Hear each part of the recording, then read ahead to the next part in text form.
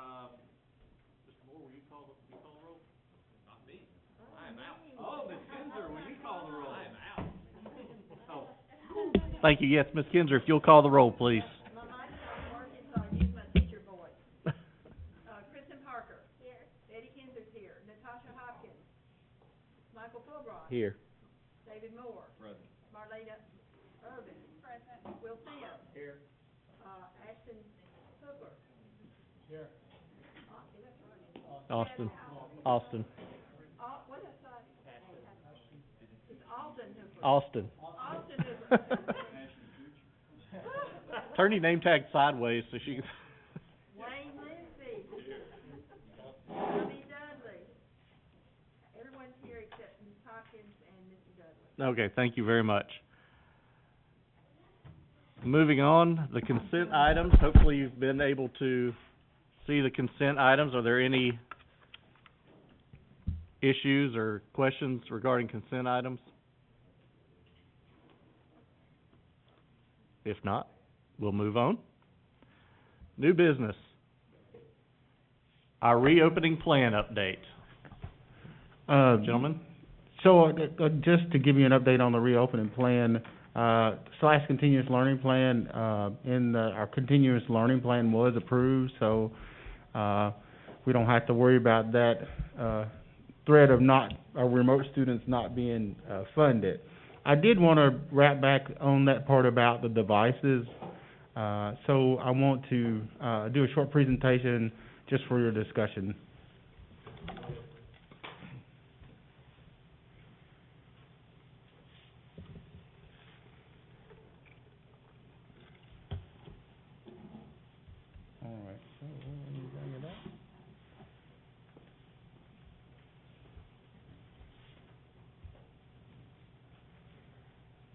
So at the board meeting, we came to you with a presentation on purchasing additional devices for K-4. We talked about some of the rationale being it would help us in getting the continuous learning plan approved. And I know we had some pushback from initially that we didn't want the state necessarily pushing us around saying that we needed to buy something, and we understand that.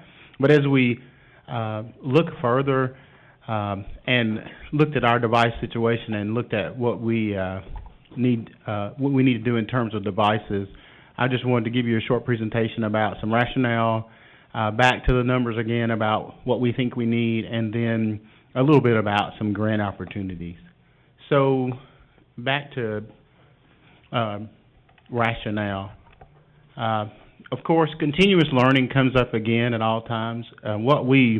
I think in the midst of this pandemic and everything, I think what the state and what we want to do as a system is be able to continually learn.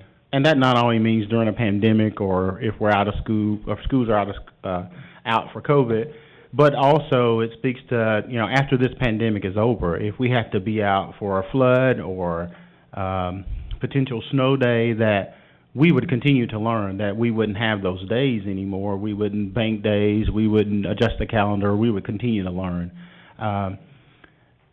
Having devices is part of that. That helps us to do it more efficiently. Yes, do we have to have devices? No. We studied a lot of places like Minnesota where they're out in the wilderness and they call by phone. People mail things.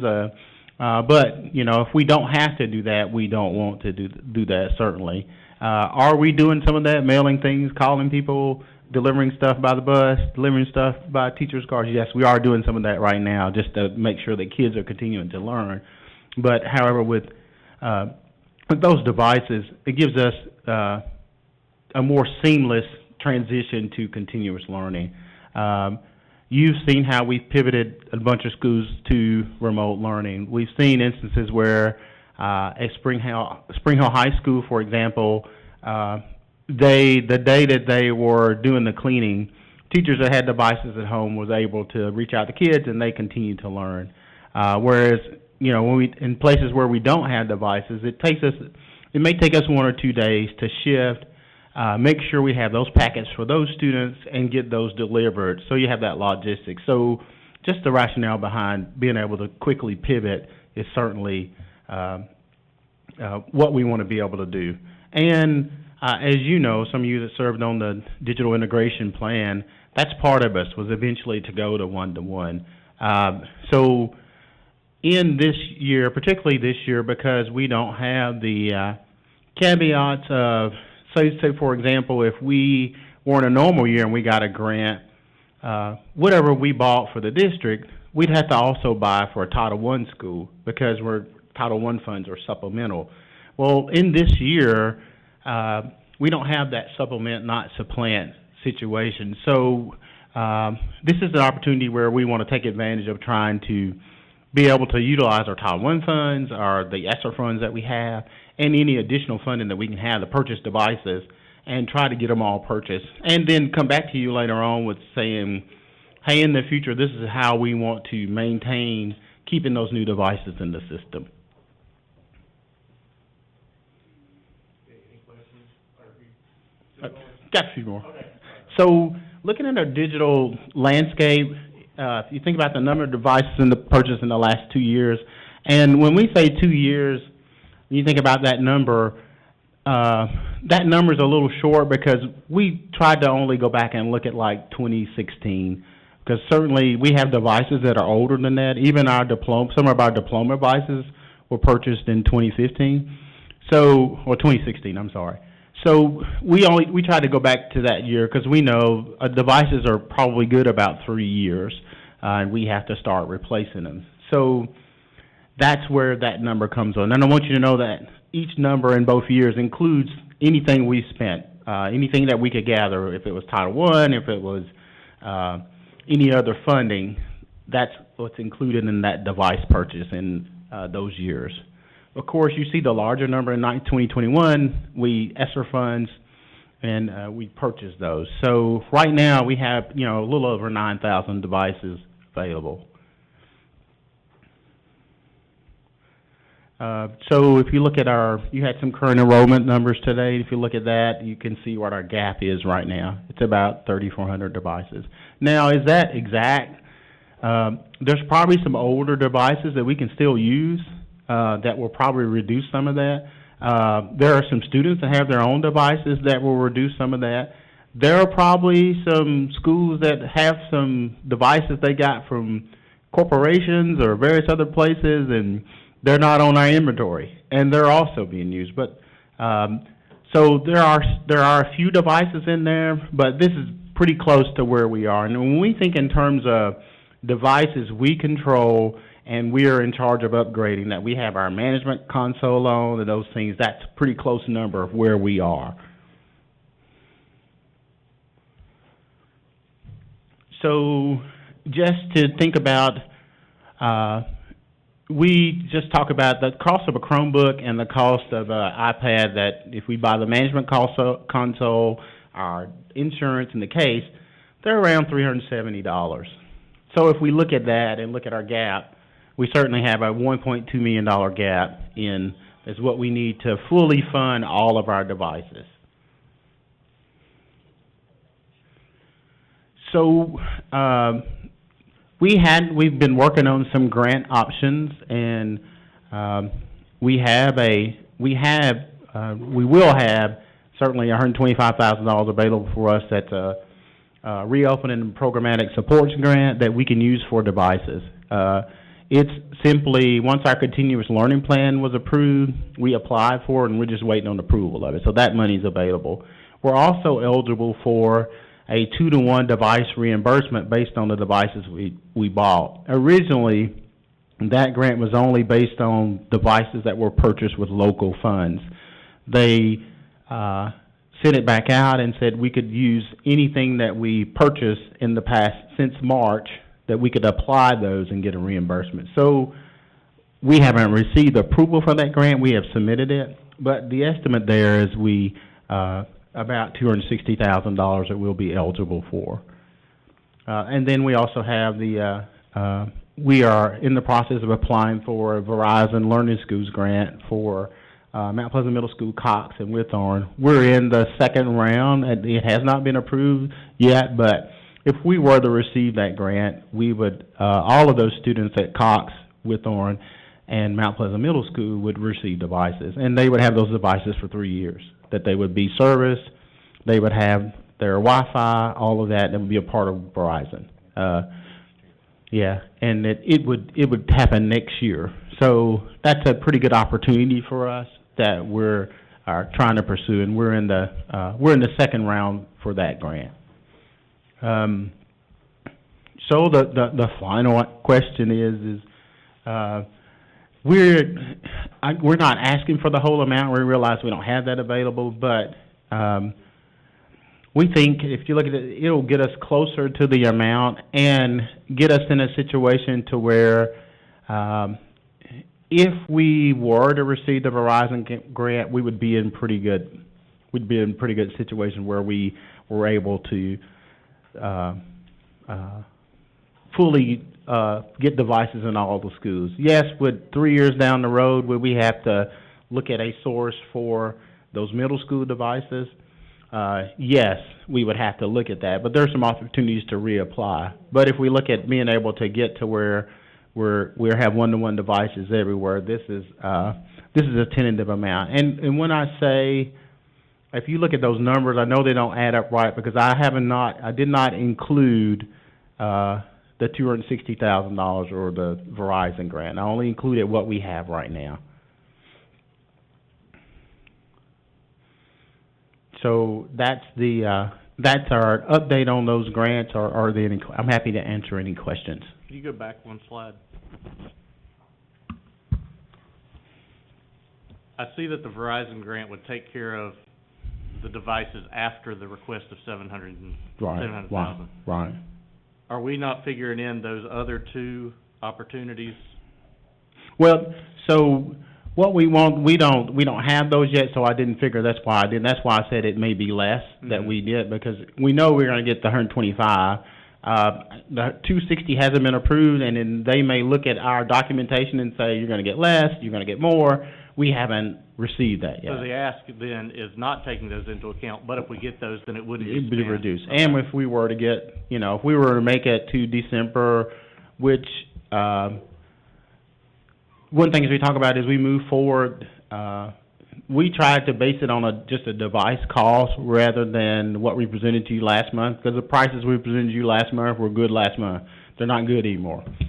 They are, the one has gone away, they're not available anymore. So we're going to have to pursue other choices. So not trying to pressure anyone or anything like that. So, but every time we get those grant opportunities, we're going to try to go ahead and reach out to the vendor and say, hey, we've got this, can we get these devices? Because we know they're either not available or they're not going to be available until, the coming year or later on. Okay, thank you. Ms. Parker.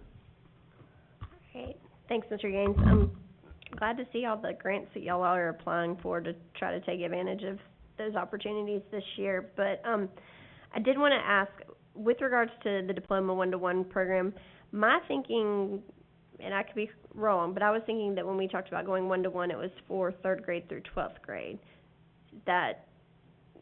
Are we expanding upon that then with this? You're wanting to go K through 12? Yeah, so what was with the digital integration plan when we met this year, one of the components we talked about was adding the Apple component in K2. And that was one thing that came out in the diploma, in that digital integration committee that they talked about. What devices could we supply for K2? Okay. The other thing is, do all of our teachers have devices? I mean, and that's separate from all of this. Yes, I believe all of our teachers have devices now. I'm going to look over at Tommy.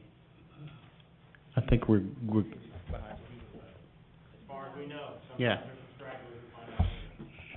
Okay.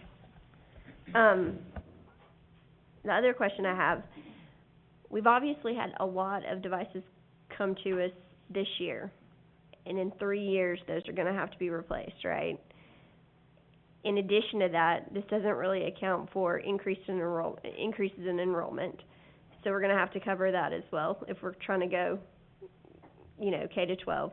So I'm not opposed to it. I have concerns about it, but one of my biggest concerns is I really want to see a plan from y'all on how we're going to keep this going beyond this year, next year, when the funds dry up from all these people. Because it doesn't do us any good when we have 6-year-old iPads that have been beaten up by children. I know, I have those, so I just hope that we can really think about increased enrollment and think about, you know, how we're going to get new devices as things wear out. Definitely, there are some thoughts about how we would replace, we've come up with some options, say, you know, how would we replace, starting next year, we'd replace kindergarten devices, or if we didn't get enough, we would buy kindergarten devices, and, of course, we would come to you guys with hey, we would probably like this in capital outlay, so it's a continuous amount, you know, say around 700,000, where we could replace certain grade levels each year. Well, and I think that's great if we go that route. The problem is we've got to have that discussion with the commission too, and Right. get them on board with that. So I really think that, like, as we're having this discussion about it, we need to get a commitment from them as to capital, making sure that it's like the buses, and making sure that they're going to, and I don't know if Doug wants to speak to this, I know he can't necessarily speak for commissioners, but figuring out a way to have it to where it is really part of our, you know, part of how we budget. Yeah, and our planning timeline was to try to bring that to you in the coming months, in November or December, as we get ready for budget. Also, we put together a capital plan every year, and that we send to the commission for requesting these, and it comes through the school board. It'll more than likely be included as an operation item first, and then if it can't get funded as that, we can at least ask, as a capital item, attach a schedule for replacement of these devices, kind of like we do with school buses as well, and request those. So that would be an idea of how to request or budget for them. But we usually do a 1 through 5 year, and then we go out just the 10th year and the 15th year to kind of look beyond that. We know that those that far out can get a little dicey, so years 1 through 5 is really what is paid attention to.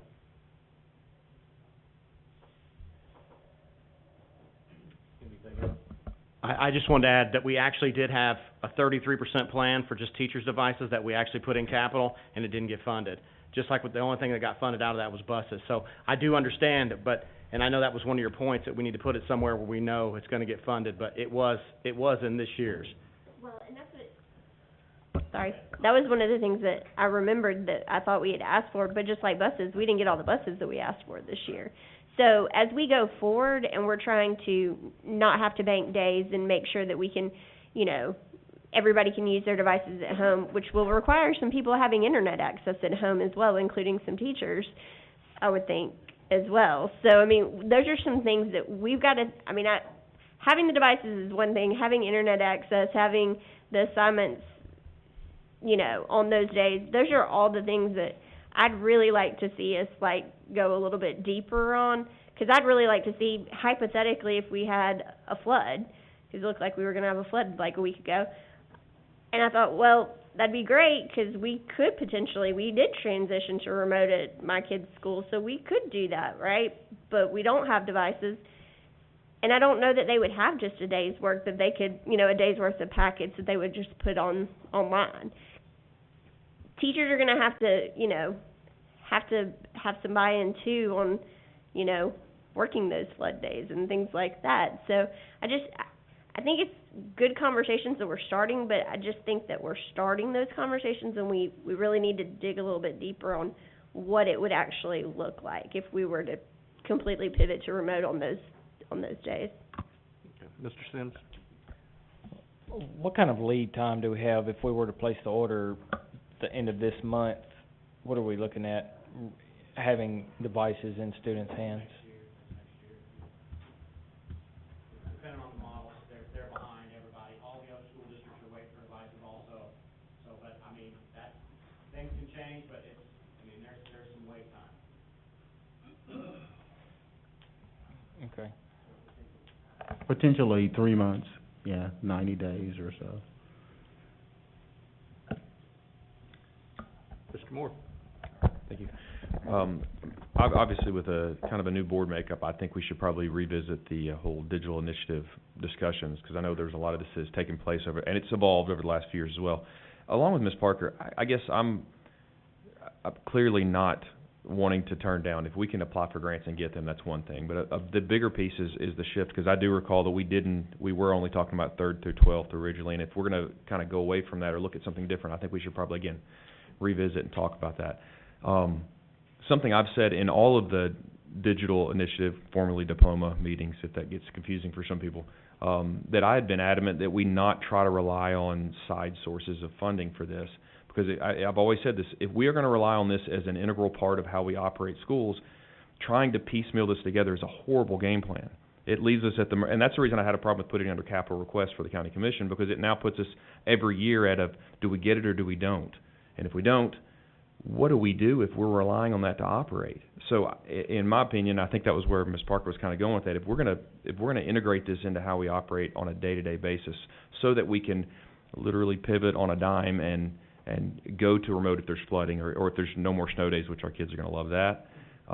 If that's what we're going to do and that's how we're going to choose to operate, as she said, staff's got to be prepared to do that in a full thing, not just we're going to do that if we get the money. And that's where I start to get uncomfortable. So I would like us to really, again, talk about these things, but probably talk much deeper about, do we want to continue with this? Do we want to extend this all the way to the K, first and second grades? And how do we actually include this in our annual budgeting, just like it was the lights or the water or anything else, if that's what we're relying on to operate? And I guess as a board, again, we probably need to discuss if that's where we're going to go, because it's going to take a commitment from us and from the county commission, as was said, because this is absolutely going to add additional cost. And I still would like to make sure we're fully talking about, if we get this Verizon Initiative grant, which would be phenomenal. We've talked about this at the digital initiative meeting. 2,300 more devices means more manpower. We can't do that with the current staff. So there are other costs that aren't free that go along with the free things, and we have to be mindful of that. We get these devices in these kids' hands for 3 years. What happens in year 4? That's on us. And what does that look like? Because then we're yanking the carpet out from under people if we give them a device and Wi-Fi or internet, which would be phenomenal, by the way. If we're doing that for 3 years and then all of a sudden in year 4 we've got to figure out how to do that on our own, that is a huge change. And I think as a board we probably need to discuss that a whole lot more. Okay, Mr. Howe? Yeah, pretty much we see eye to eye on this because we were on the same committee. We were on the digital integration committee. Moreover, if this is going, this is a pivotal part. This is what we've decided. We've been deciding this is what we're going to do. We don't really ask the county commission to buy desks. And this is just as, we don't ask them to buy, chalkboards or anything like this. This is the future. This is what we're using, in conjunction with books, other things. So, we can't put this off on them. We have to put this in our budget like we would do anything else, just plain and simple. I'm going to bring this up because internet access is a problem. It's not just a problem. It's a problem everywhere. It affects everyone. I come from a rural community, and there is no internet. There's no high speed. There's dial-up if you're lucky, but that's about it. But it's more important than that. There's not access here in Columbia, Tennessee. There are people that can't afford it. So there may be access. They may be living a zip code where they can get it, but they may not be able to afford it. So that's something that we're going to have to look at and try to figure out if that's something that we can overcome as well. Mr. Lindsay? Mr. Schuyler, I think he wants to speak. I just wanted to tell you that we have hotspots. There's actually an application process. We're trying to get those out now. If there is no cell phone service, obviously we can't create it. That's what I was going to say. Hotspots are great. Yeah, if there is no cell phone service, then we got to come up with a plan B. That will help us here inside of the areas that there are, but there are many parts of our county right. that there's not even that. So. No, I just want to say I'm being new, kind of late to the game, and I get it, but I'd like to have more conversation to see. I personally sitting here tonight, I question the benefit of a device in a first grader's hand, and not. I'm saying that out of ignorance. You might be able to be proven to me that it is beneficial, but so I would just like to see that, because the last thing I want to do is spend $700,000 or $800,000 to put it in every K2 student's hands, and then it just, be something that gets thrown in the kitchen floor every afternoon when they come home, so. Ms. Irvin?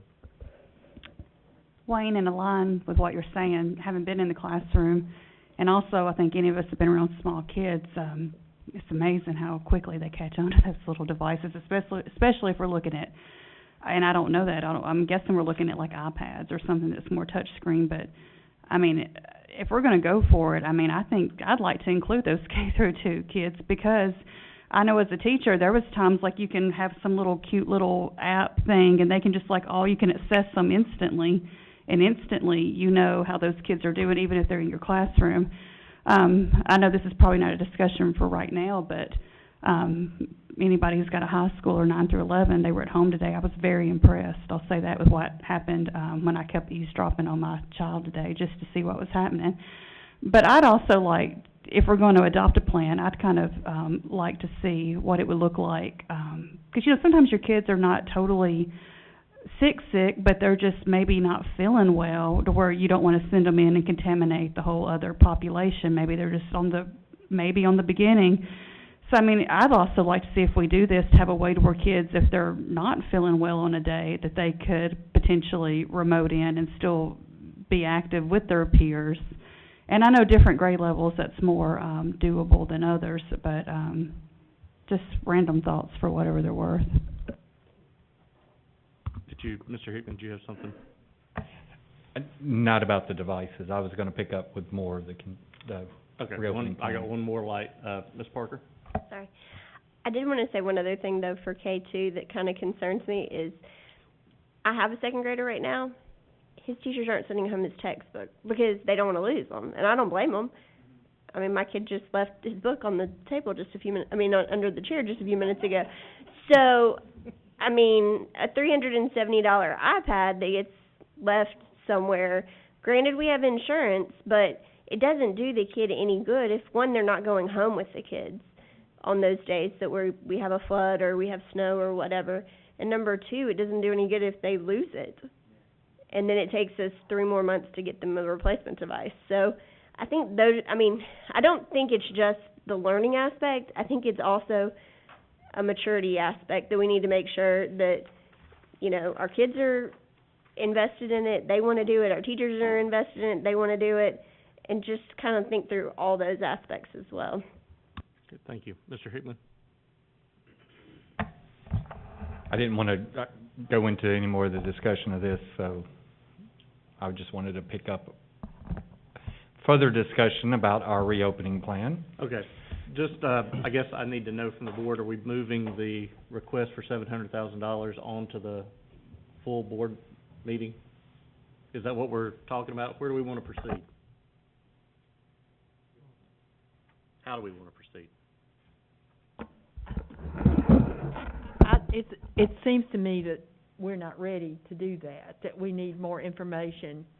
Certainly 3 months off, we couldn't get them anyway. We've got the discussion, which I kind of agree with, first graders, kindergarten, and all of that. So I think that I know you need them, but I honestly think that doing that right now, let's wait and see if the grants and see where we are, keep putting money in fund balance and all that sort of thing. And I assume, Doug, this was one of the things you were referring to earlier, that we might spend from fund balance. And where would that put us if we did? I mean, the figure that I came up with last board meeting after funds were spent for the nurses was about $900,000 that would keep you above the 3% test. As Mr. Lindsay said, that's a snapshot in time, but I'm projecting out to that time. That's what I would say. You have a lot of projects on for fund balance just tonight, and how you divvy that up. But honestly, you as the school board can say, we don't care if we meet the 3% test, let's roll forward. But that's just for your information and able to help you make a decision. I'm just just feel like that we're not ready to make that decision right now. Okay. Yes, sir. So as we receive those, if we get those grants, we're okay to continue to come back to you to say, hey, we're gonna purchase this many more devices and we're gonna keep trying to close that gap. Certainly we're not into, we do have some devices in K-2 and we would like to bring, a teacher with some iPads and show you what kids are doing and what's going on in classrooms right now, but, we would keep trying to close that gap with the monies, with the grant opportunities that we're able to receive. Okay. And then as we have done, we've shifted devices around to accommodate whole schools going remote as best we could. And as we get more devices in, we'll continue to fill in those gaps. Okay. Ms. Parker? I would just like to say, I don't know that we have any more PD days since we front-loaded it, but I would like to see how we would pivot to remote for a flood day or a snow day or whatever, and what that would look like for K-2, what that would look like for high school, for each of the grades, so that just having the device is one part of it, but I want to know that the teachers are also prepared for that type of a shift and ready to go from an instructional standpoint. We have some options in our continuous learning plan that we talked about that we have software pieces in place that would allow that they wouldn't be on it for 2 or 3 days, but those students would have assignments that were out there that they know they could go to for a day to give the teachers a chance to say, okay, we've shifted. Now, if we have teachers that haven't put assignments out there or that need to do special things, they could do those things to allow us to immediately, on the event that we're closed 2 days or 3 days, they would be ready to go right back to remote learning. I'm speaking from memory, which is probably dangerous, but I remember when I was a student, we went 8 to 2:30, and we expanded the day by 30 minutes to allot for built-in days. So if we get to where we are expecting teachers to be present on those days, that would probably, and correct me where I'm wrong, would that be a shift in our time scheduling? That was just a concern of mine. Okay, thank you. Yes? Do you want me to answer that? Yeah, go ahead, please. You are correct, and I'll just go ahead and let everybody know that, the rumor had been floating out there. So I asked Toss at a meeting, I said, is this rumor or truth about our inclement weather days being, voted out? Because right now, the Tennessee school boards is the authority that gave us the right to do that. But to do that, you're right, 30 minutes extra a day to build those times. And it is going to show up on the state school board's agenda, they said, this school year, and they're going to discuss that. Alabama already has done away with their inclement weather days. They call it stockpile days is the correct terminology. And most of your northern states don't have stockpile days either. We've already been talking at the district level. If that shift does happen, we feel the elementary would be able to bear it, but we're worried about the high school who builds their schedule with that extra 30 minutes a day. Taking that away from a period could mean you take away a whole period out of that day. So we're already having those discussions knowing that they're going to talk about it just in case. Okay, Ms. Kinzer? Just to be clear, then if they talk about it and decide, then the school day would go back to 30 minutes less.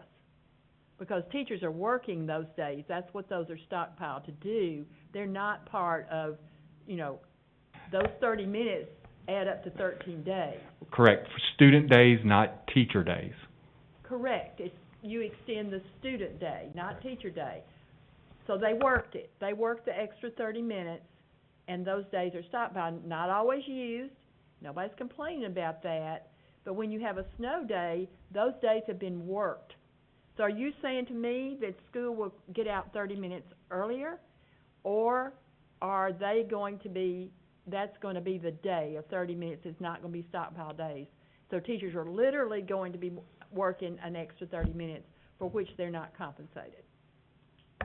We're really already getting ahead of ourselves because we've got to see what the school boards the state school board's going to do. And I understand where you're coming from. Okay. But I just want to clarify that 30 minutes extra has no impact on teachers other than they work 30 minutes. They still have a 200-day calendar, they still get paid for 200 days. I understand when the snow day happens, it would be, when we let out for a snow day, the teachers have been getting that day off, even though it's taken away from that 200-day work schedule. Because they worked it in the extra 30 minutes for the student day. As long as this has to do with computers, you can say it. Computers are answer her question as to how, you know, we used to work, when we went 30 minutes less a day, the teacher's schedule was still the same. We still got off at 3 o'clock, just like if you're a 7:45 school, just like you did, just the students were there 30 minutes less. So the students did the equivalent of 13 less days. The teacher day did not change at all when that came into play. So the teacher day would not change, the student day would be what would have to change. I agree with you, but the instructional day that the teachers gave was extended 30 minutes. That's what we're talking about. All right, thank you both. I think if it's the will of the board, and it kind of sounds like it might be, we could put this on next month's work session and have a little more of a comprehensive long-range plan. I mean, I know you guys already have that, but maybe bring that back to refresh us, and so that we can be, you know, tweak it if we need to, or just see where we're going all together, so that we can be all on the same page with that one. All right, so we'll do that for next month. Finances, Mr. Laconin. Did you want me to address, while we're on this, about the health department? Yeah, actually, please do. That's where I was wanting to interject. Thank you, I'm sorry. Okay. Sorry, Doug. All good. First item. Wait a minute. Okay. You're holding. Yes. We are gonna discuss, and, yeah, this needs to be said. Sorry. Okay. Correct. Thursday, September 17th, that was last Thursday, we had a meeting with the health department. We wanted to try to make sure we were all connecting the same level. If you notice, I did email you a copy, what's on the state website, of the closure, what they tell us the guidance do we use. If you look on page 11, this was one of the things that came up, was we have, every time before we close the school, either text, call, or email, because it says right here in bold letters on page 11, district administrators are strongly encouraged to consult with state or local public health officials prior to finalizing the decision to close the school or district. At this point, they told us that, and asked them 3 times to make sure I had clarity. They told us to no longer call them when we wanted to make those decisions. They said they would not recommend anymore what schools should do. Asked 3 times, and that's what they said. We're not going to make recommendations anymore. They said we are to follow the algorithms and recommendations, and that's what they're going to tell us. Now, with that said, they are going to start a pilot program with our district. No other district in the state is going to have this pilot program, and talking to a few people, it sounds like they've already started it and doing their part of the what they said they were going to do. Did ask for representatives of the health department to come tonight, and they said they would try, and today I got an email that said they would not be here, because I know some of you may have some questions you would like to ask them directly, so I do apologize that they did not come. But with that said, I'd like to ask Mr. Pointer to come up and first explain the pilot program, and then kind of tell you where we're at on the rest of the reopening plan.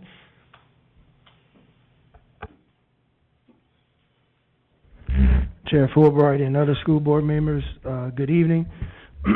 So the way that the pilot program is designed is that basically they have brought contact tracers into the regional office, and the regional office is located beside Murray Regional Hospital. And basically I think they have 5, 6 or 7 contact tracers that are now located in their office to work specifically with Murray County Public Schools.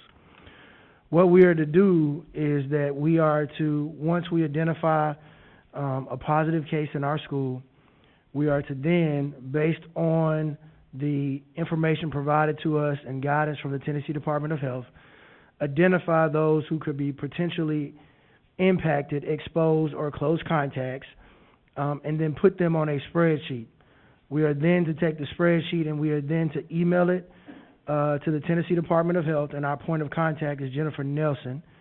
She then sends it to the contact tracers, and then from that point, they will immediately start calling those individuals, interviewing them, and asking them a series of questions. And from that point, it is then removed from Maury County Public Schools' hands, and it now enters into the Tennessee Department of Health hands. And while it's in their hands, they then will provide a letter of documentation for those individuals to return to school based on whether or not, you know, they're symptomatic or non-symptomatic, or if they tested positive, et cetera. And so basically the pilot program is very similar to what we were doing earlier. It is just now completely, well, the back end of it is into the hands of the Tennessee Department of Health, if that makes sense, to try to put it as concise and as quick as possible. Thank you. And I do want to reiterate, I know many folks have asked for a representative to be here tonight, and I was just looking back, you were actually told last Wednesday that somebody would probably be here, and then told today at 12:01 that they wouldn't. So, just to let you know, we did make some efforts. Mr. Moore. Okay, so a couple of questions on that. Just to clarify, let's just say we have a case in the schools, and are we sending people home, or is to be returned by the Department of Health, or are they determining who's going home? So we send the students home based on the guidance from the Tennessee Department of Health. And so why we do that is, early on, as we evolved in this process, based on Mr. Hickman's understanding of what the Tennessee Department of Health wanted, we started sending emails to the Tennessee Department of Health asking for their guidance. So, for example, in this email I said, good morning. We were just notified at Mount Pleasant High School that a student had tested positive for COVID-19. Per the Tennessee Department of Health guidelines, the school nurse and administrators have determined that approximately 10 students fall under the definition of close contact. Our nurse and administrators at the school followed the recommendations as outlined per the Tennessee Department of Health. And I said, below is the information provided to us per the nurse and school administration. How would you like us to proceed based on guidance from the health department?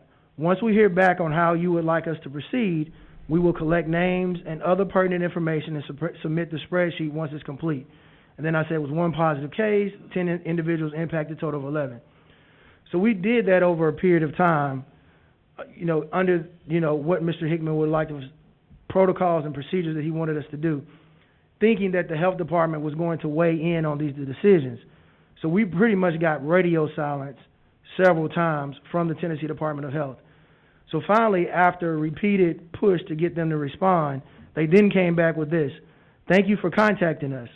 We will respond as soon as possible. However, waiting for written documentation should not be required before following the recommendations that are on the Tennessee Department of Health website and have already been provided. Since the approach to these events is well documented, please proceed in the usual manner, even if you have not had a response from the Tennessee Department of Health.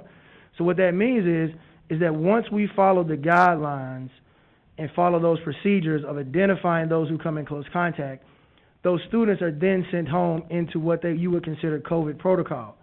And once they're in COVID protocol, the Tennessee Department of Health then picks it up and then determines whether or not students come back, whether they stay, if it's extended, or what have you. Initial phase of it, was that the Tennessee Department of Health had boilerplate letters that they gave to every school before, all of the changes that you see taking place now.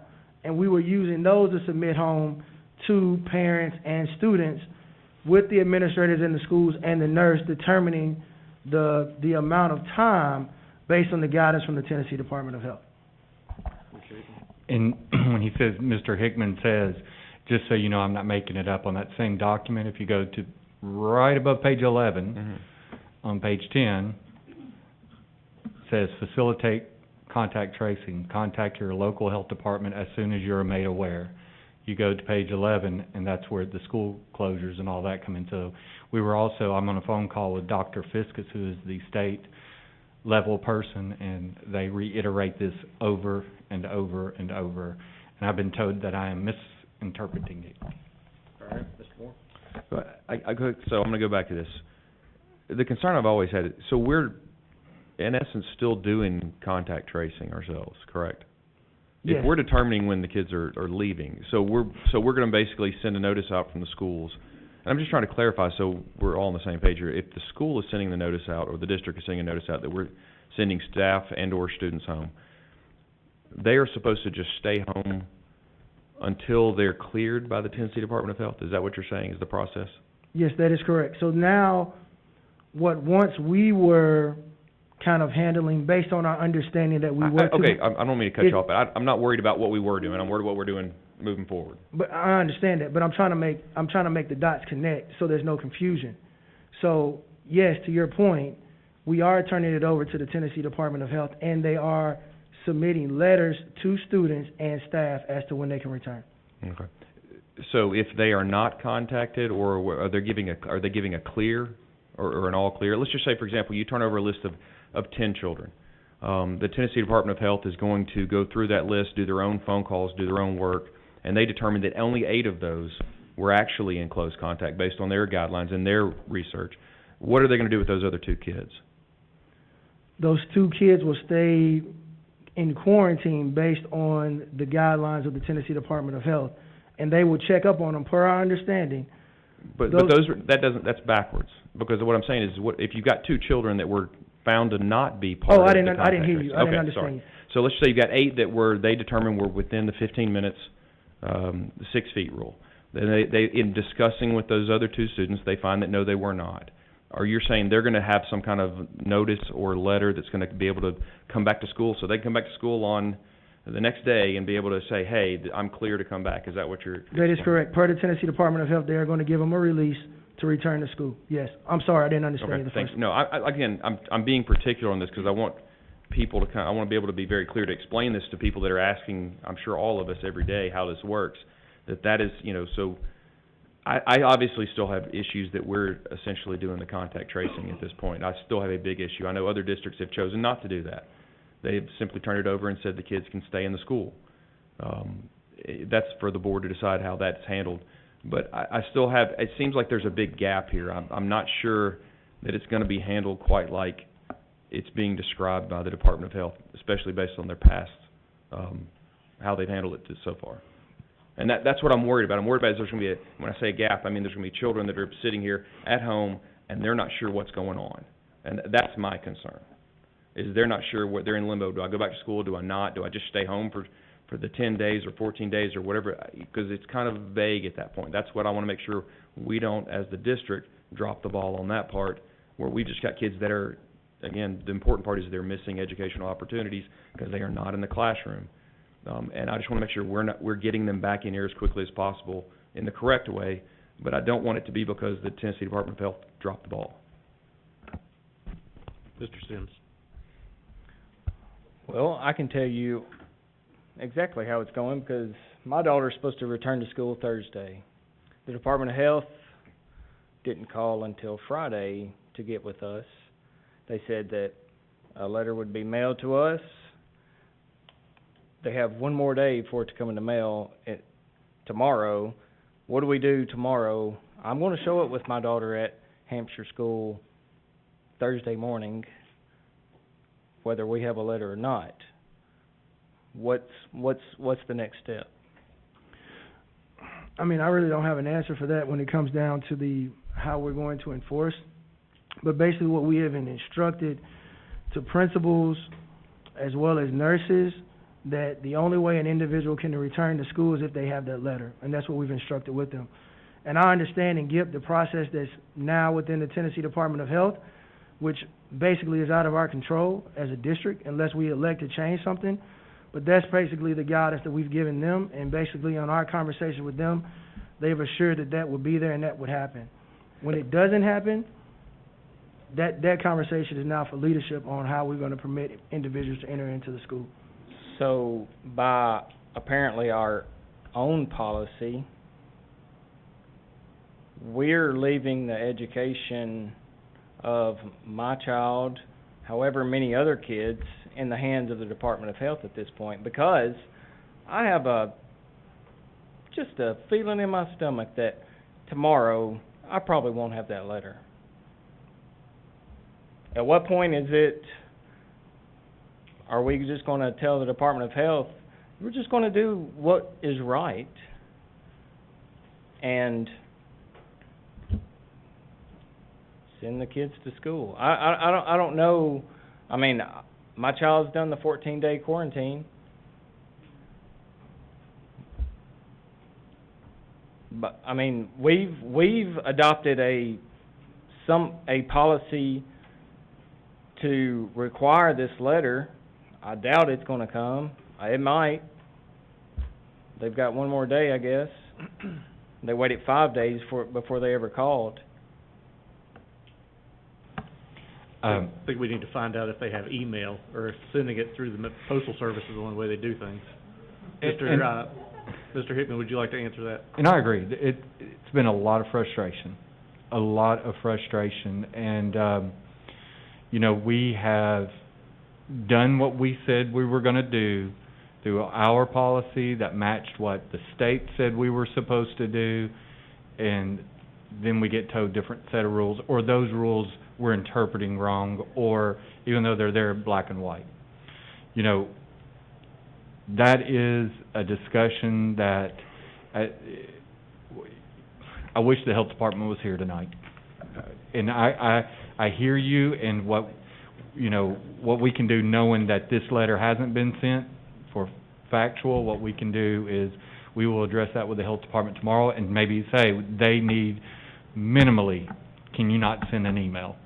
Obviously, I'm not going to do this, but at what point are we opening ourselves up to liability for, do we tell people, well, send your lawsuit to the state, or they're going to sue us? I mean, are we opening ourselves up to liability by not providing education to the kids? I mean, are we,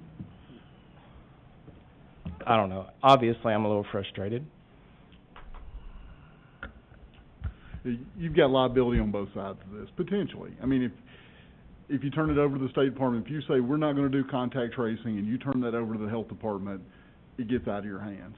I mean, if we say, well, we'll do contact tracing in consultation with the Health Department, then it's in your hands, but then you've got school officials using school resources and school manpower to do this. There's not a real good answer to it. I can't tell you that either way is, you've got more potential liability than the other. You're exactly right. I mean, at some point, are we denying kids free and appropriate public educations because we're telling them they can't come to school beyond what we believe is the proper amount of time? Yes, you've got those issues. So, I mean, the pilot program, it sounds like we're trying to turn it back over to the health department. You may decide that that's not a good solution and find some hybrid between the two. But there's exposure on both sides of this, unfortunately. Ms. Irvin? I've just been contacted by a lot of parents. A lot of parents are hot. I know you all have. And I very much sympathize with those parents. I've got one little girl that's in my local school district, where we live, and she's one of those unfortunate ones that has no cell service either. And she's a smart girl. I know her personally, and she feels like she's falling behind. I have another one that's contacted me, and they're, getting ready to graduate high school, trying to get these credits in, feel like they're falling behind. And a lot of these kids, and I know we got to follow state guidelines, but a lot of these kids, we're sending them home and nothing ever develops. And I know that that's beyond what any of us can control. But parents feel like we're really cheating these kids, and I have a hard time, because in my heart I'm an educator, and I think about educating these kids and making sure they're getting the best opportunities, and I feel like that's being stolen from us. So here's my question: how long? This spreadsheet that you sent from the Tennessee Department of Health, do we even know if there's an end date in sight, or is that developing day to day? That's my first question. And my second question, like Will mentioned, I don't have a whole lot of faith in the Tennessee Department of Health.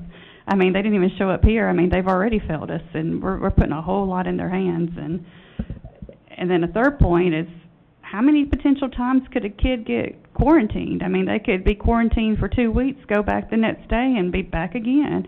This could be a never-ending cycle. And while I do respect and appreciate the pandemic we're under, we also have to look at how much we could potentially be cheating kids in their education, and that's a real concern of mine, as it is many parents. Okay, thank you. I think we've got one last separate topic to ask about, and we will move on to the next after that. Oh, sorry, Mr. Lindsay, do you want to jump in before we move? Yeah, please. Sorry. Mr. Wilbur, I'm gonna put you on the spot for a minute, but,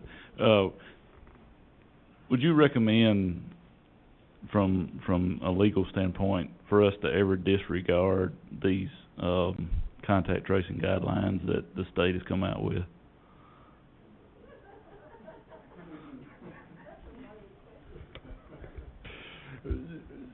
I can see it now. Yes, Your Honor, I told my client to disregard health department guidelines.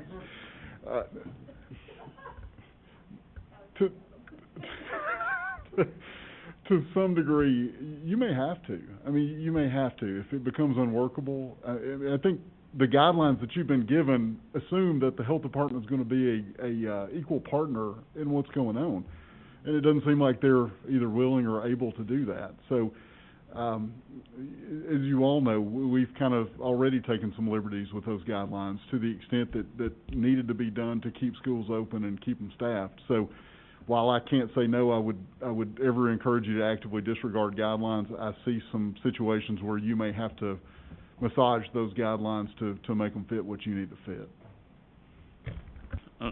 I guess I was leading you into something, but, I've been getting a lot of kickback from parents that don't like the guidelines. And I understand that frustration, but the way I see it, that's the hand we've been dealt. This board, the central office, whoever, we didn't create these guidelines.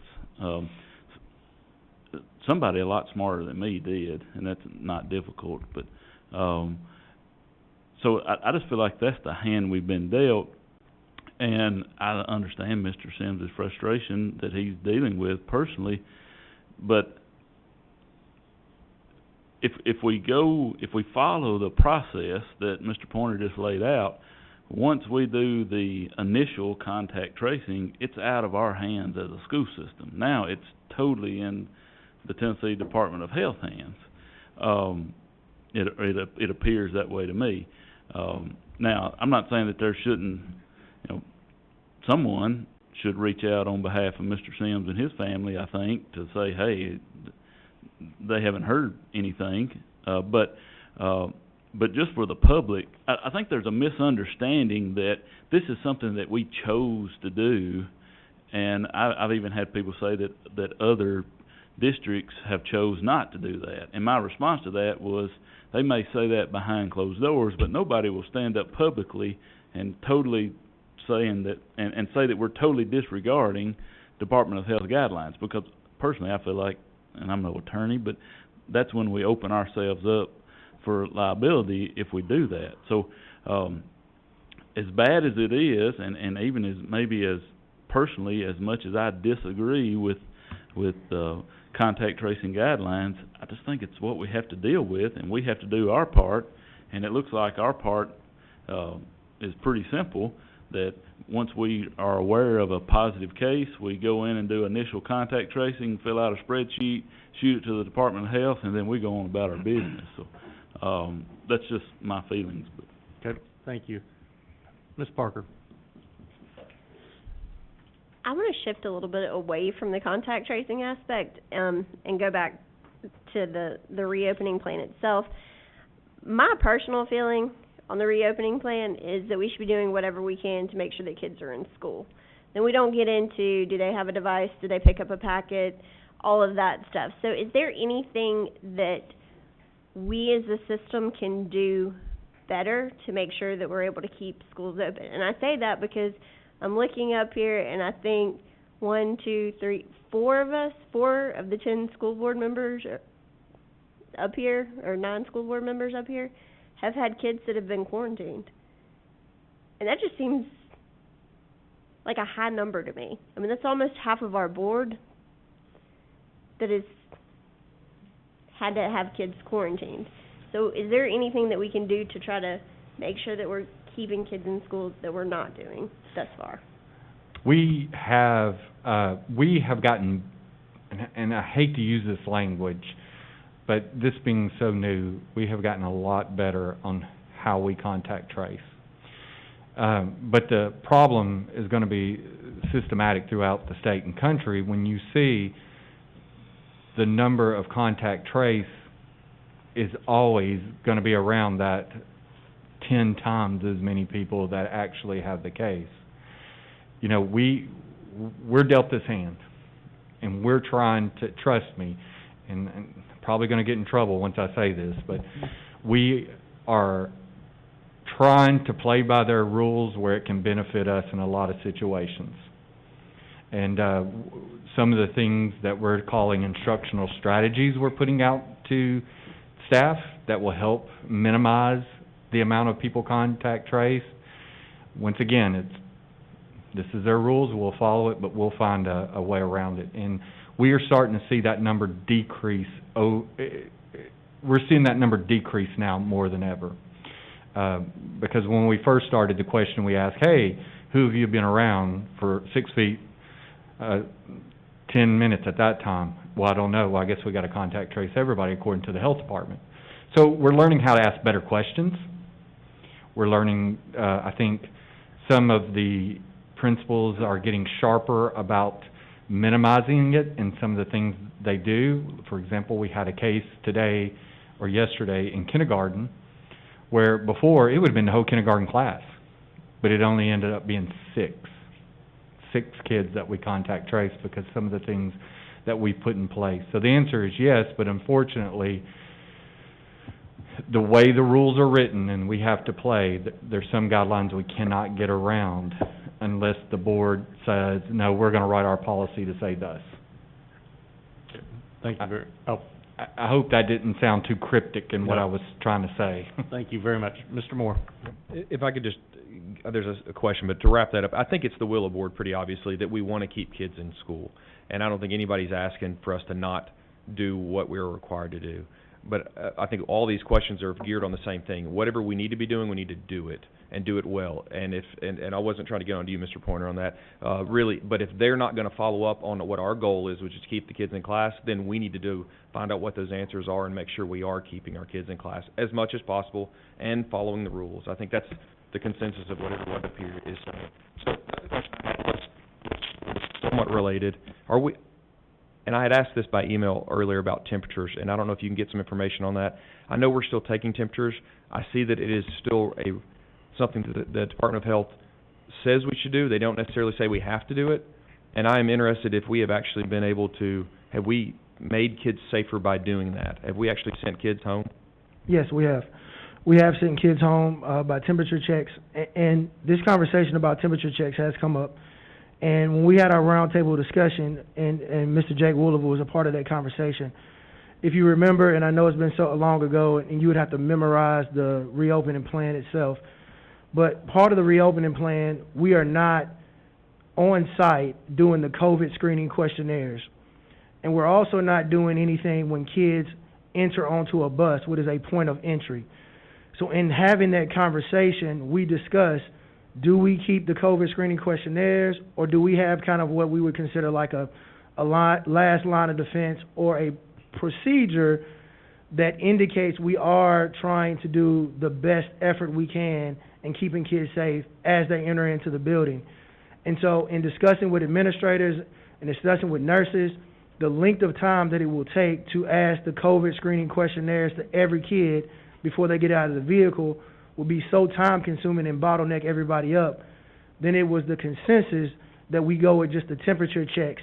And in speaking with Mr. Wooliver, and he can speak up on that, was to keep the temperature checks in place, because if we don't, we would not have any other procedures or protocol as the kids are entering in, because we are trusting parents to do the COVID screening questionnaires prior to arriving to school. All right, thank you.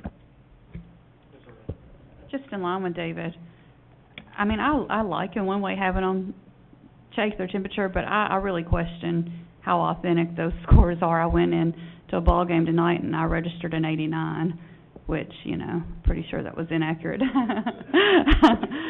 So I'm just saying, if we think that they're effective and they're working, and it's not a huge time delay for our staff, I don't have a problem with the temperature checks myself. But then again, if it's just something are we just doing it to say that we're doing it, and do we really even have tools that are adequately assessing is my concern. But anyway. I wouldn't say that we were doing it just to be doing it. I think if we eliminate the temperature checks, then we would need to come up with something else, and discuss what that something else would be, so. Mr. Lindsey? Along these lines, I know that, we've all heard some, and caught some grief, and I know you have, Mr. Hickman, when we send a whole school remote, you caught some grief, because of extracurricular activities, athletics, those kind of things. And just along those lines, I just wanted to make a statement that, personally, I think that's the whole purpose in contact tracing is it was instituted so that we affect only those kids that are affected. And personally, I believe that we should do our best to maintain as much normalcy as possible for those kids that haven't been contacted. And so I would like anxious to hear what other board members' opinion on that is. But I think if we can keep things as normal as possible for as many kids as possible, that we should. And I'll go as far as to say that, if we can only, at whatever school, if only 50 kids can show up and sit in front of a teacher that day, then I think we should do that, because that's a benefit for those kids. And to go to extracurricular activities, and everybody's going to expect me to say this, but if only 25 kids are able or haven't been contact traced, and there's 25 football players that can play Friday night, my hope would be that those 25 got to play, and my hope would be that if there's 10 kids left in the band after contact tracing, that those 10 kids get to participate in that. But and that's just my personal feeling, and I just wanted to pass that along. All right, Mr. Hickman. To address that, and Mr. Pointer can comment also, part of contact tracing, it's another part of the Tennessee Health Department regulations, guidelines, and procedures is when you look at closing a grade level of school, athletics, et cetera, there are 3 buckets. Once one gets filled up, they strongly, I believe it's recommend that we close the school. And I'm not going to go on record on exactly what we do, because it goes back to some of the things Jake was saying what we do. But we were at a point where at Spring Hill High School specifically, we filled up all 3 of those buckets on school closures. It wasn't a matter of, well, we've got one filled, let's figure out what we want to do. All 3 at that point they were filled. At that point, we did feel like there was liability to us if we didn't do what they call a 14-day reset, where you send everybody home for 14 days and get a fresh start. I don't say that to try to tug on heartstrings, but I do want to keep that in my sight as I make these decisions. And at that point, with that specific school, all 3 of those buckets were filled. We couldn't determine where it was coming from. We couldn't determine, and it wasn't decreasing, it was increasing. So we felt at that moment for that specific school that the extracurriculars had to be shut down as well, so we could get that reset. And not all of the sports, but part of the sports did have either contact trace students on them or a positive case on them. So that was part of the reasoning as well. Thank you very much. Okay, go ahead. One more thing, I promise I'll quit. And I'm not trying to be argumentative, just, but I hope we don't have a blanket statement that when we send a school remote, that we automatically kill all extracurricular activities. Because we allow remote students now to participate in those. So I just hope moving forward that if we have to send an entire school remote, I just hope we can keep things as normal as possible in that and keep those extracurricular activities going on. Okay, thank you very much. And I just, as the last question on this, this is just a yes or no for Mr. Pointer. Are you aware of any situations where we sent somebody home with a fever that it turned out they did have COVID-19? Yes. Okay, thank you very much. Moving on, Mr. Laconin, you're up.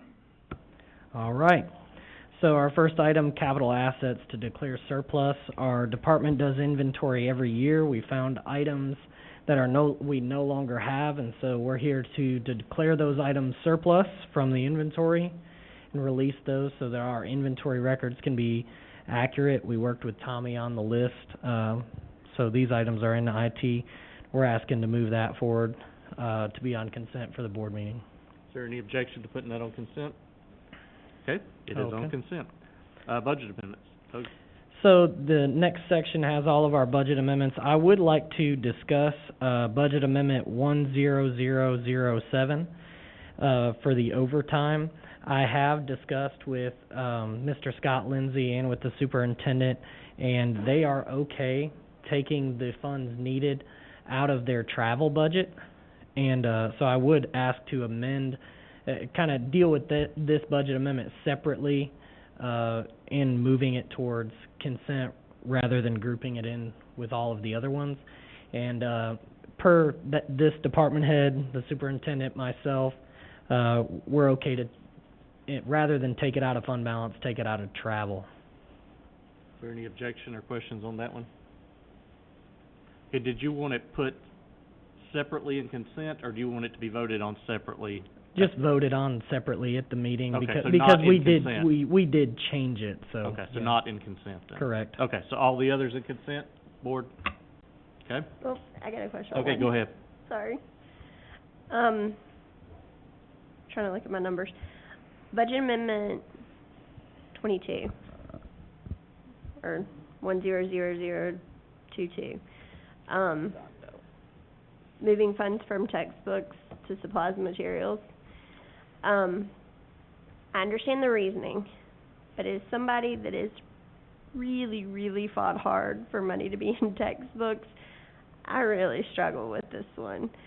So, and part of what I struggle with is because when you guys go back and you're developing your budget for next year, if you're looking at this budget amendment, then you're going to think we need $8,000 less for textbooks. And we already know that we don't have what we need in textbooks. So, Mr. Gaines requested that one. He is here somewhere, so he may be able to speak on that. It's on the attachments, but it's not on the agenda.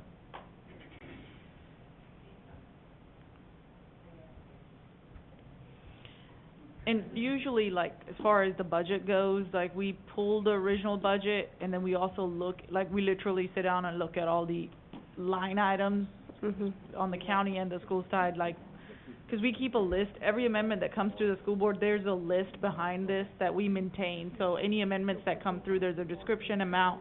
That way we don't miss sending something to the commission as well. So we kind of, like I said, we usually keep up with what the amendments are, so we'll know, like, oh, okay, yeah, Scott just requested that for one time. But Scott can speak on it. It's the budget amendment for the textbooks. Yeah, as a part of, when we order textbooks, we put those barcodes on them so we can, when we scan them in the library, we can keep up with them. We exhausted our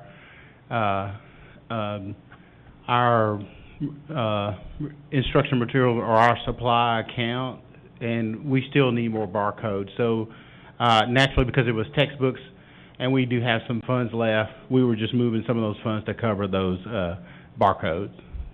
oh, I understand why you're doing it. Yeah. My concern is going forward, how do I know that that's not going to be taken out of next year's budget? No, we would, hopefully we won't have any more barcode issues. It's just this year because we bought so much stuff and we're having to barcode it. That's the issue. It was more than we anticipated.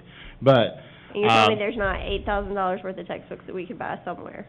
well, there's always, but, I mean, we're just trying to, we expended the normal, what we would expended for, and, I mean, that's gonna run into, I'll probably come back to you for a budget amendment for paper, because of, that's another story, but, for remote learning packets, but anyway, but Oh, yeah, we're I've just trying to seen 'em. cover, No. yeah, we're just trying to, because it was textbooks, we rationalized that we could use that for those. I don't anticipate it being any more. We're just about finished, and as I talk about in instruction update, we're just about finished with everything, receiving everything, so we should be all labeled and not have to order any more things. Well, and I guess my only request is that the absolute only place that you think you can find it? It was, I will continue to look. I can, if I find another place, I can put it back. Right then, there was a place. Well, I just rationalized, since it was 4 textbooks, that's where it would go. But, I get you. I can also look somewhere else. I was just asking, just because, just brought up about the travel, and I know we're probably not gonna be traveling this year or doing some of those type of things, so. That was a good thought. That's part of my thinking. Yeah. Because we have so many itinerants, and as we add more, I kind of wait for a little while on that to kind of see how that goes before we move I the money. understand. You just know how I feel about taking money out of tax. Roger. Thanks. Mr. Laconin? We are aware, also, we've obligated ourselves for another payment on the purchase that we've kind of already started. So we know the absolute minimum would at least be what we budgeted for this year, so at least 1.1 million. 1.5 million? Yeah, 1.5. Don't change it midstream. So 1.5 million for next year. So just for foresight. Okay, thank you. So are we good to move everything to consent except budget amendment 100000007? Yes. Okay, let's do that then. Monthly financials, Mr. Laconin. So as you can see, we'll be presenting these every month at the work session. That's when these normally are received. Kind of mentioned some of this during our board member orientation earlier. Our 141, you can see, is running at a deficit. This is normal for this point in the year. We don't get a whole lot of revenue between July and August. We'll expect to see that pick back up more towards November, when we start receiving BEP and property tax funds. But as of right now, you can also take a look at our fund balance report. This is something you would like to keep an eye on. It will fluctuate a lot from month to month because our revenues are so seasonal, but our expenditures are steady. We run about $5 million in payroll every single month. So with that said, with our current, our fund balance was around 24 million back in April. It's at 8.1 million right now. It's going to go down even more for September, and then we'll look at it to hit its lowest point in October. So that's something we're looking at. Something to inform you of is that we did pass all of the amendments that went to the full commission meeting last night. Mr. Hickman was there for the whole duration of that one, so we were there till 9. But anyways, we did pass the resolution on the tax anticipation note, so that we have $2 million in funding to kind of carry us through the tough time of the year, and we'll make that payment back to the county commission in April of next year. But yes, if there are any questions on the financials, just give us a holler, and we'll be happy to report it for you. Thank you, and just, go ahead, Mr. Lindsey. Could I ask that on the fund balance report, maybe if we can make a notation at the bottom, like, of what that unassigned fund balance number is that isn't tied up, isn't earmarked for anything, that the amount that would be available if this board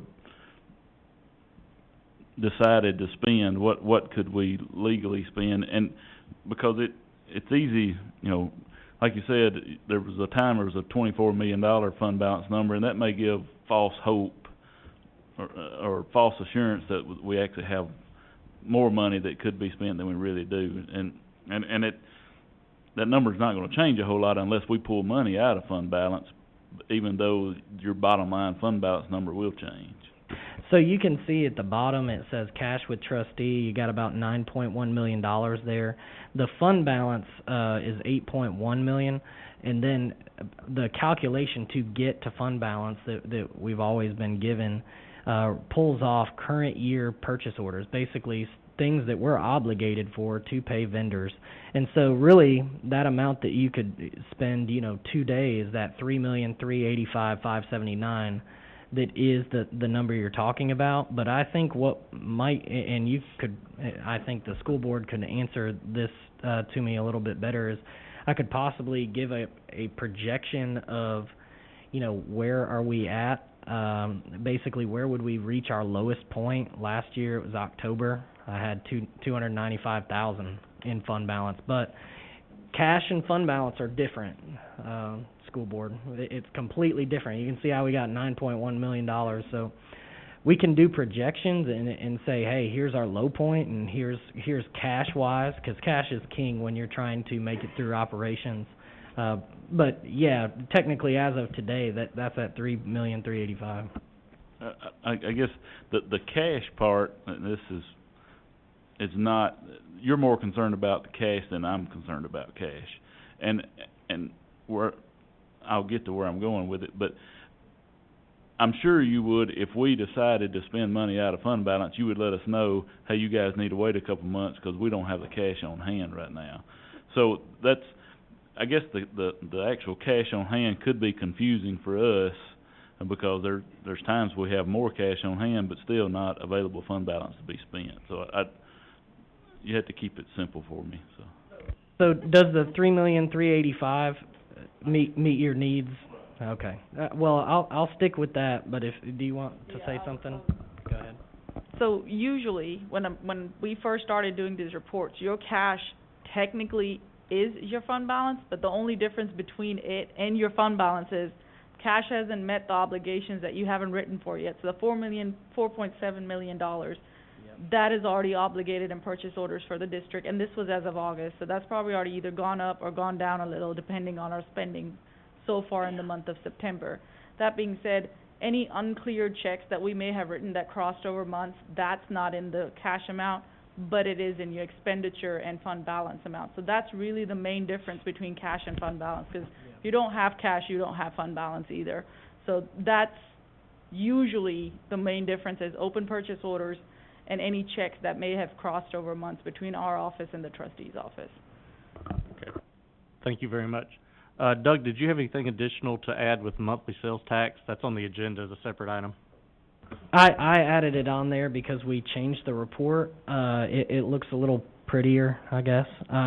We've got colors. You can click tabs and see how much Murray County government receives, how much the debt service fund receives, and how much Murray County Public Schools, and you can compare the last, basically you've got 3 years of history, and you've got a singular year, you know, showing your most current data in green there. And you can also scroll down and kind of look at its comparison to budget as well. So we've just updated this report. You can also interact with this at any time, and when we update it, it's live. So when we get information, you get information too. This doesn't have any breakdown, and you may not even know the numbers of what each of the municipalities bring in sales tax-wise. I do know the numbers, and I do have the numbers. I don't have them on hand. That's fine. Would you like for me to send an email about that tomorrow or tonight? Yeah, Okay. Go ahead. Yeah, Sure. if you don't mind, sir. I don't mind. Matt, can you take that down? Thanks. And I will say, this is very pretty. You were correct. It's All right. better than the old one. Thank you. The next item on our agenda is Kids on Stage. Mr. Laconin? I put this on the agenda for Mr. Hickman. He kind of asked me to put it on here per the school board, so I'll defer to you guys. Oh, also, before I move on, Matt Presley is our new senior accountant, so he's added to the team, and this is his first school board meeting. Yay! So, yes, moving forward, Kids on Stage. I'll go ahead and defer to Mr. Hickman. Mr. Hickman? I was asked to bring the MOUs for Kids on Stage to the board meeting. One of the things that I do want to point out was when I asked for these probably about a month or two ago, I was under the assumption that they'd already been approved because the former superintendent had already signed them off and sent them back to Kids on Stage and the people listed. And so these are the ones that came from Mr. Laconin.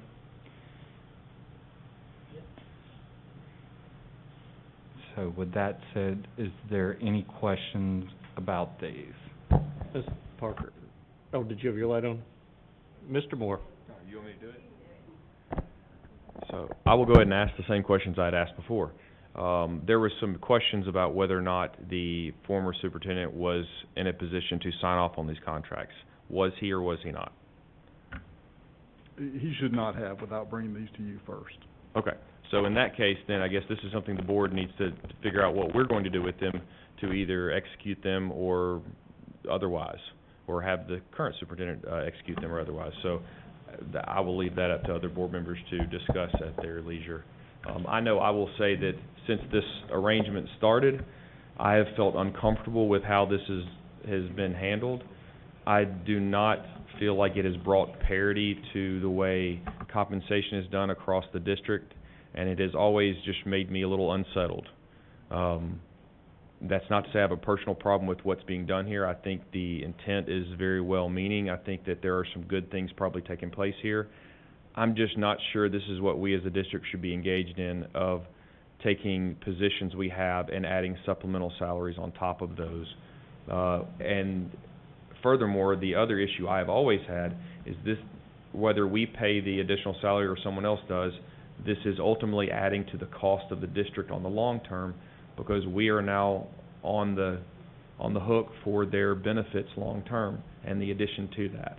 And that has always been a concern of mine, that someone else's choice to pay extra is something that the district now has to pay for long term, similar to the concern I had about the devices and the fact that there are hidden costs that come with these things. So that's where I stand. Can I expand on my answer just a Yes, bit? please. He should have brought this to you for approval or non-approval. So, yes, that was not proper. The second part of it, though, is are they enforceable as they are? As the superintendent, he was your agent at the time, and under state law, he's a contractual signatory. He's obligated to bind you to contracts. So while he should have gotten your approval, whether or not they're enforceable by either the employee or kids on stage, I couldn't tell you that at this point in time. I know some of them have 30-day out clauses. That would be my suggestion if the board decides not to go forward, rather than, it would be to invoke the 30-day termination if you decide to go that direction.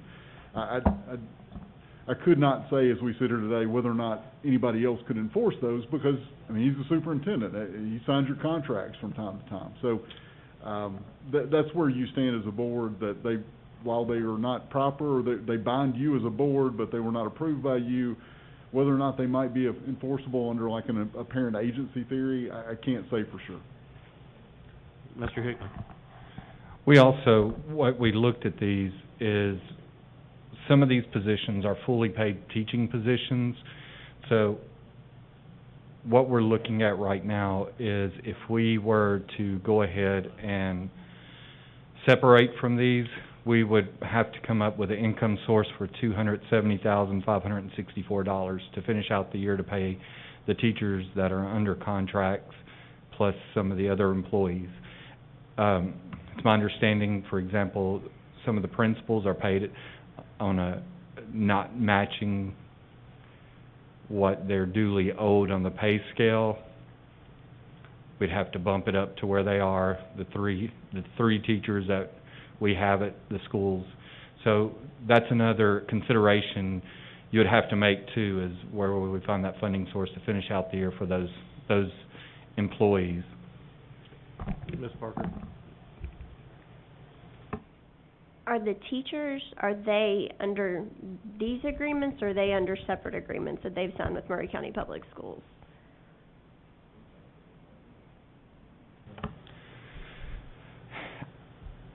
I would have to ask Scott Lindsay that, but it was my understanding they have a teaching contract with us, but their pay is getting paid by kids on stage. Okay. Well, can we get that information and Okay. talk about it? I mean, I don't know when you have to start paying these people out, especially for principals, for you know, And stipends and things like that, but I'm very uncomfortable with this. I was uncomfortable with it last year. I raised concerns with that superintendent. You know, he was rogue, that's why he's not sitting here anymore, that's pretty apparent.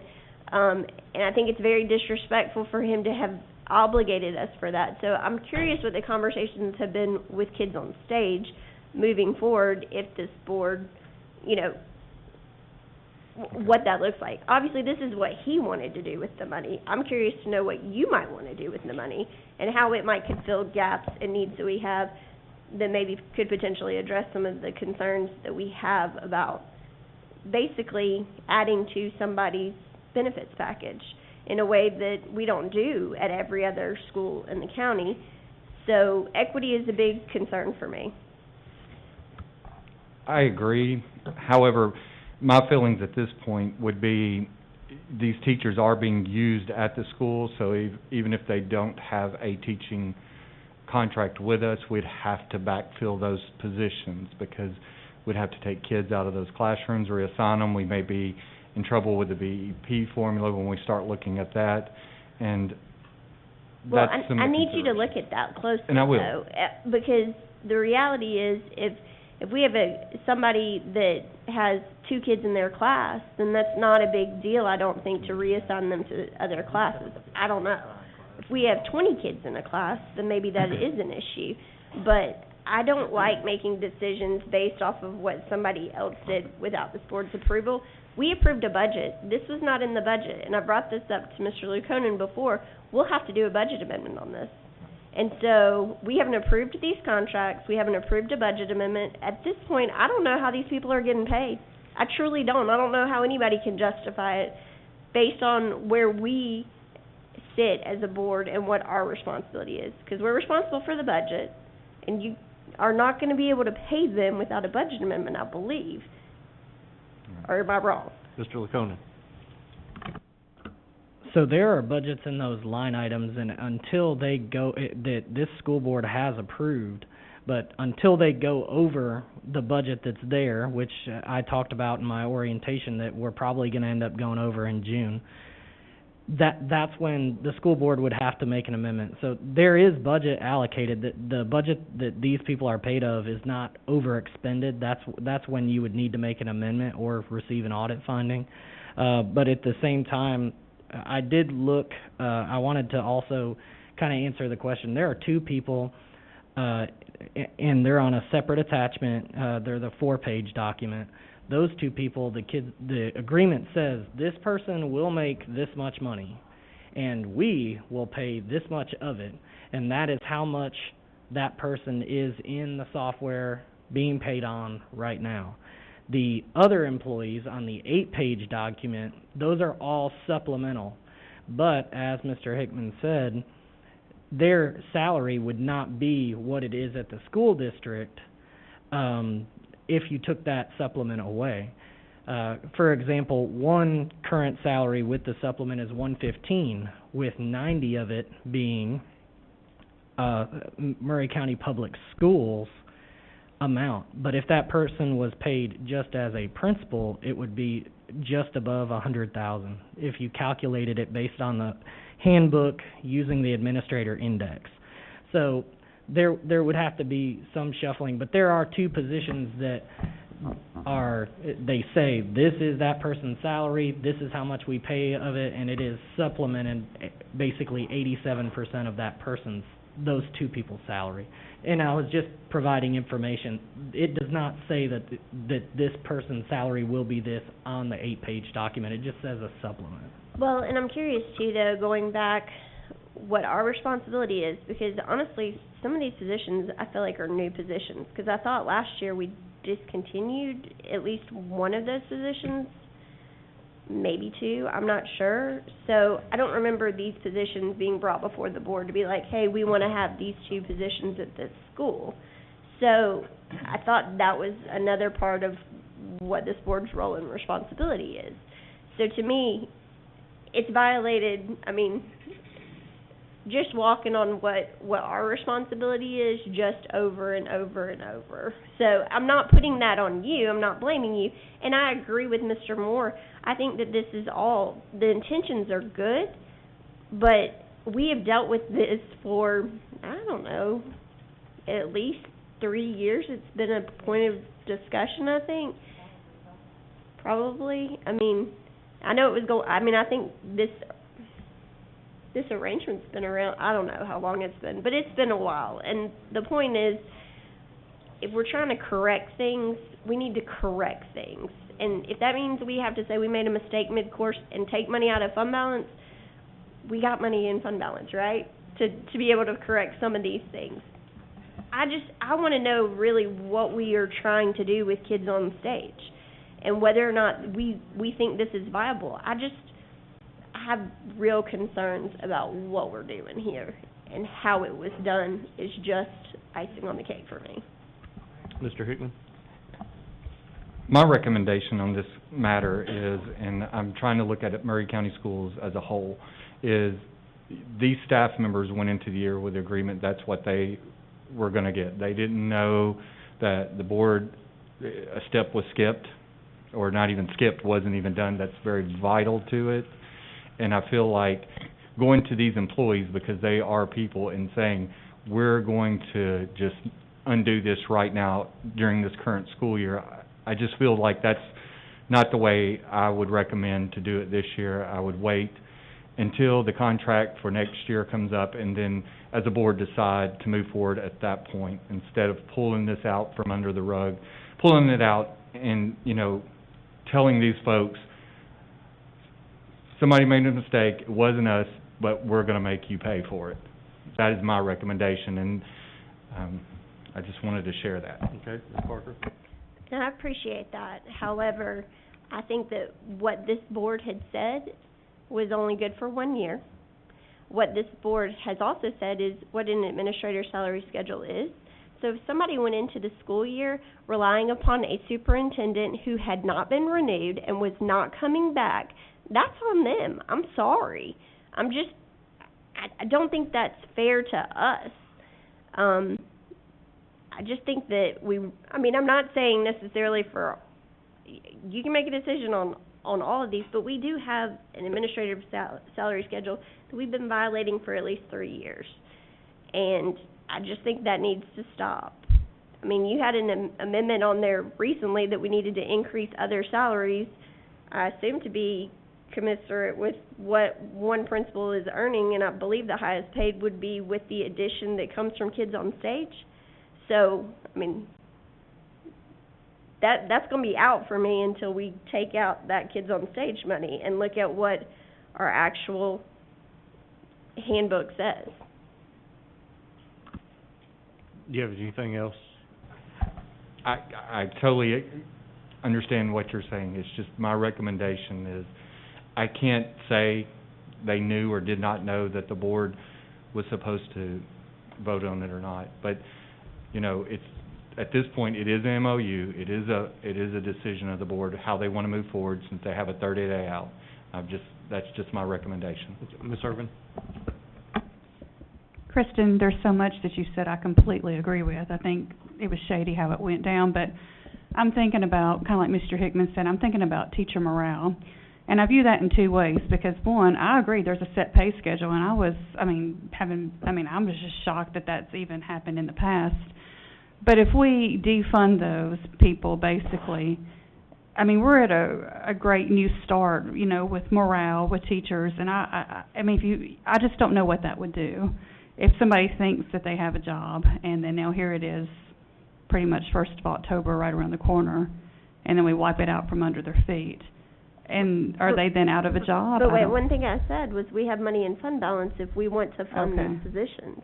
I see. I'm not saying that we have to eliminate those jobs. Okay. But I am saying I don't think we necessarily have to be bound by this contract if we keep people in place and pay it out of a different bucket. I understand. I will say, though, I do think, though, that we should go back to the administrative salary schedule unless, quite frankly, somebody can show me that more work is done by these other people that's not asked for by all of our other, because you wanna talk about morale? I I've heard agree. about morale No, I when agree. it comes to kids on stage and how other principals in this county don't think it's fair. No, and I agree. I mean, I'm like you, if we have a set schedule, if we need to look at revising the whole schedule, but yeah.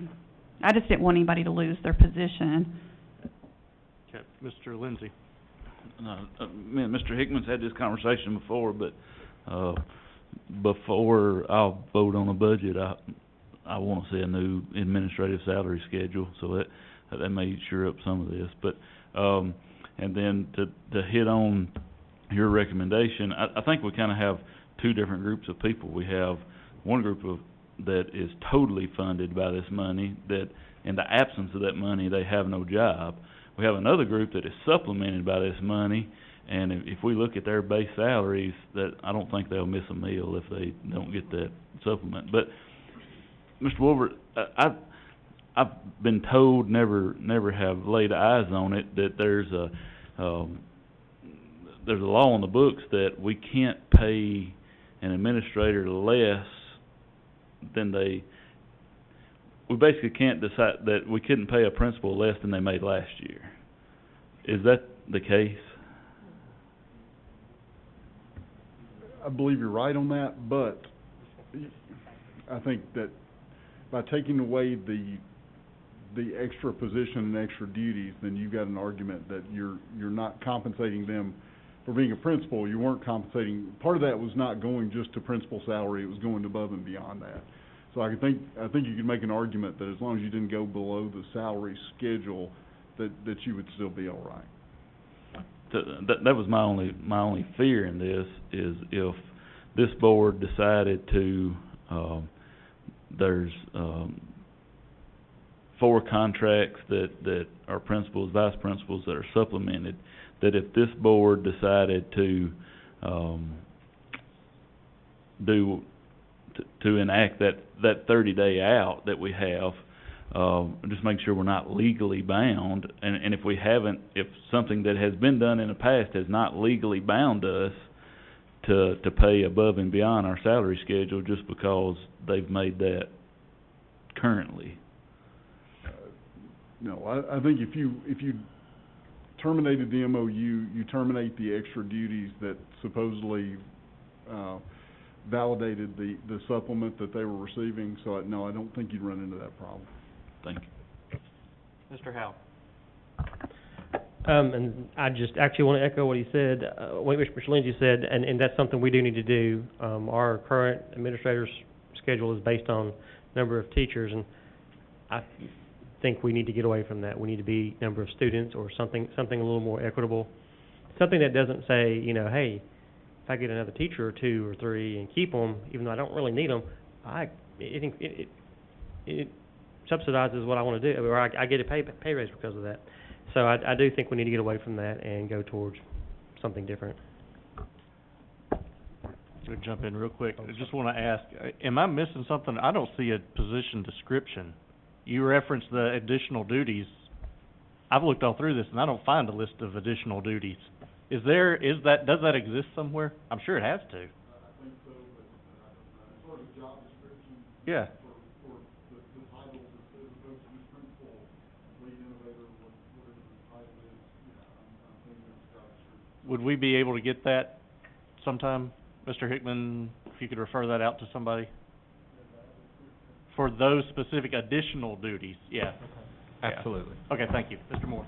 Yeah, so I think it sounds like the board has been heard. Mr. Hickman, if that is your recommendation, that you would not change this at this point, but that you would look at that next year, I would simply ask that you be preparing what that looks like and how you would migrate away from this, if that, again, is your recommendation, and have that well in advance of just popping it on us one night and be like, hey, let's talk about this. I would expect that you would have a plan for how to migrate us away from this, if that is your recommendation. Yes, sir, and this will be this school year, because if you notice the date signed, it's May, so they'll probably come around about April. Okay, thank you. So is there any action that needs to, I don't see this needing to go before the board for any reason at this time? Okay, then, we'll continue to have those discussions then.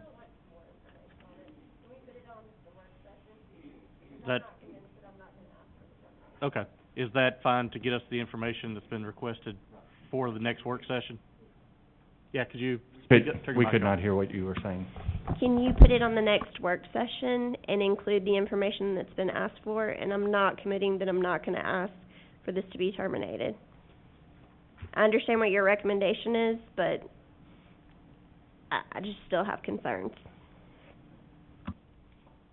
I know I asked for the position description. What else has been asked for? I have one question, and I think I've asked it before, but Doug, do they pay everything, benefits, everything? They pay the associated Social Security and Medicare All on the of it. wages. Yeah. But Doug, if one of these people decide that they're going to retire, what is the pay that their retirement is gonna be calculated on? Will it include the kids on stage? It would be included in their 5-year average. And will we get that money for retirement? Not as far as not off the top of my head, I don't think we would. And I that's could the look issue that into was it brought further, up but last year. We're getting ourselves into a situation, we know this is an issue, we didn't get it addressed last year for whatever reason. I still feel like this is a rogue contract. I mean, I had conversations with Mr. Wilver, before Dr. Marzak left, and asked, can he obligate us past his term? And Mr. Wilver was very clear in an email he sent to me, no, he cannot obligate past his term. His term is over. At this point, to me, it is this board's decision whether or not we want it to continue. I would love, going back to what we need, to hear how this is supposed to work in the grand scheme of what you want to do, what you want to do, what you would want to do with that money. Not what Dr. Marzak wants to do with that money, but what you think this money how it would benefit this community. And I'm not opposed to it being used, but I feel like there's a lot of things that are needed at all of our schools, but at those 3 schools, and I assume it's 3 because each of them are being touched in some way by it. So I'm just curious how this really benefits children. I've yet to see the data to show me how this benefits children. And I talked to a parent recently who said their kids have gone through elementary, middle, and now are in high school, and they really haven't seen their child have that impact from kids on stage. So if it's something that we're going to be having an additional responsibility for coming, taxpayers, not really just us, but taxpayers, then I think we need to know what the benefit of this program truly is. And I'm not saying that people aren't working hard. I believe that they are, but I just don't know what exactly this is in the grand scheme of what our 5-year plan is. Okay, thank you. Doug, could you wrap us up? Since Yeah, we're gonna I'll do be this next quick. month too. Just guidance-wise, I'll seek guidance from the superintendent on the school board on steps moving forward. I think that it would be a good idea to try to keep the funding involved. Maybe there's a hybrid agreement so that we don't have to pay for this out of fund balance, but I'll defer to the superintendent and the school board on what that'll be. And in the meantime, because I do currently have a contract that the vendor sent me that is signed, even though it was without your knowing, I'm not going to stop paying the current salary. Okay, thank you, and we will take this up next month at our work session. Mr. Chairman. Yes, sir. You asked about information that, we might need. I'd also in that information like to see, for these administrators, if that supplement was taken away, where they would hit in that salary schedule, exactly what that cost would be. Okay. So we could see what additional costs would come back to us. Okay, thank you very much. All right, moving on, we're at instruction now. Mr. Gaines, resolution testing moratorium. This is the resolution I brought before the board the last time. There was a sentence you asked me to strike out, and if you pull it up, we have now struck out that sentence where it no longer says, I believe it was the last paragraph where let me pull it up. The last paragraph where it just talks about the accountability and not the stop testing. So we did pull that sentence out, and it was brought to my attention by NCEA was they did not feel that I was too early in pulling out that sentence because it wasn't voiced by the board if they all wanted the sentence in or not. Does that make sense? We pulled the sentence out based on one person's recommendation instead of the whole board's. So they brought it to my attention that, was I too early pulling that sentence out without hearing from the board's will first? But nobody objected. That was gonna be my point. I don't think anybody expressed any concern over that, statement being pulled. I think that would have been voiced had there been an objection. Right, and it was brought to a work session. We could put it back in tonight if we wanted to. Okay. I So just thank wanted to for make you clarifying that, aware giving of us a chance to that point. clarify. Mr. Moore? I mean, I would ask that this go back on the agenda for the full board meeting without that sentence in there. Okay, thank you. On consent, do we have consent? Consent? Nobody's objecting. Okay. Consent. And I will just reiterate that this just does express our opinion and our voice, not necessarily we're not making state policy by passing this or not. Enrollment data.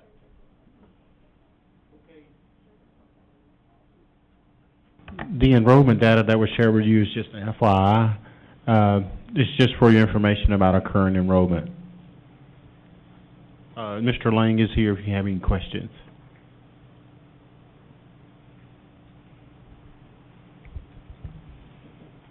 Are there any?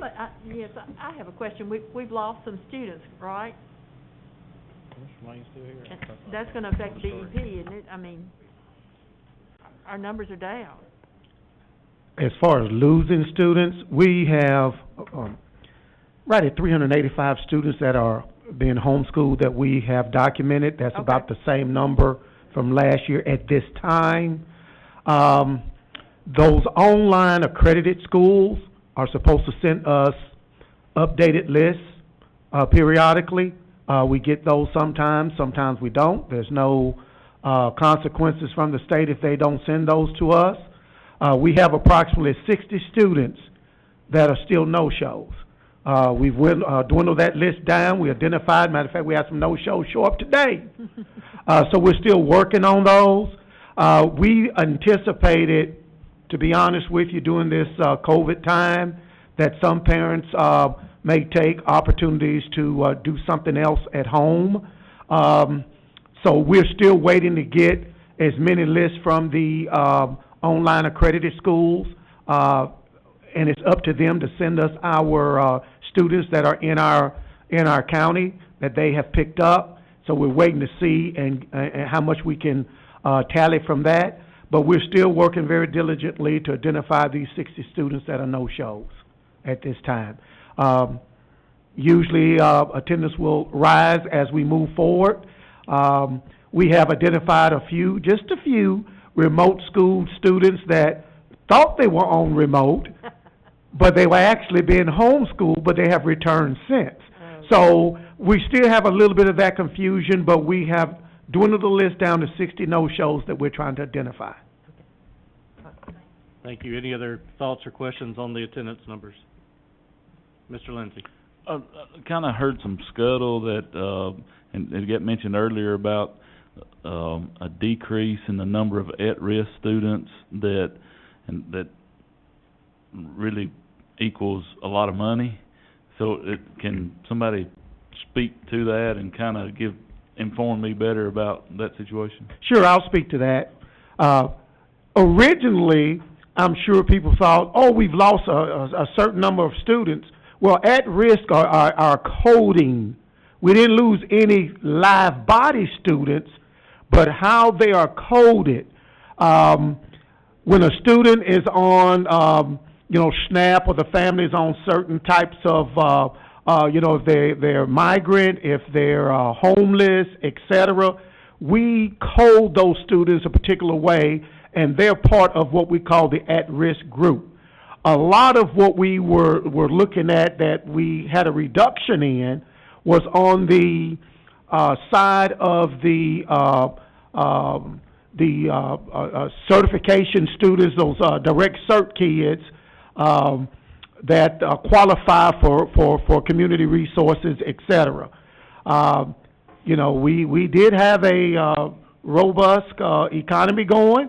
A lot of those kids may have naturally come off when parents went back to work on their jobs. We had a abbreviated year as well. So that comes from a different computer system from our normal student information management system. But it takes our attendance clerks making sure data's in it correctly, and then it also takes communication from food services to kind of alert us that there may be some children that have not direct cert that they were expecting.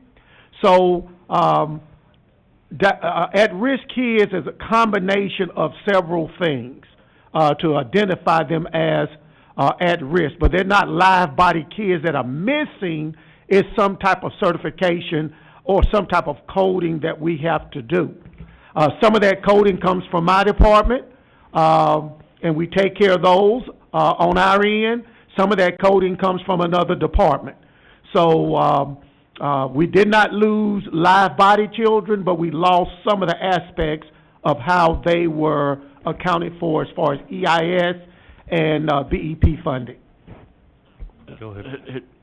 I'm gonna put it in a nutshell. That are we gonna get $900,000 less than we were anticipating because of I get we didn't lose bodies, but because we have less at-risk students in our population, is there a substantial amount of money that we're not gonna get that we anticipated getting?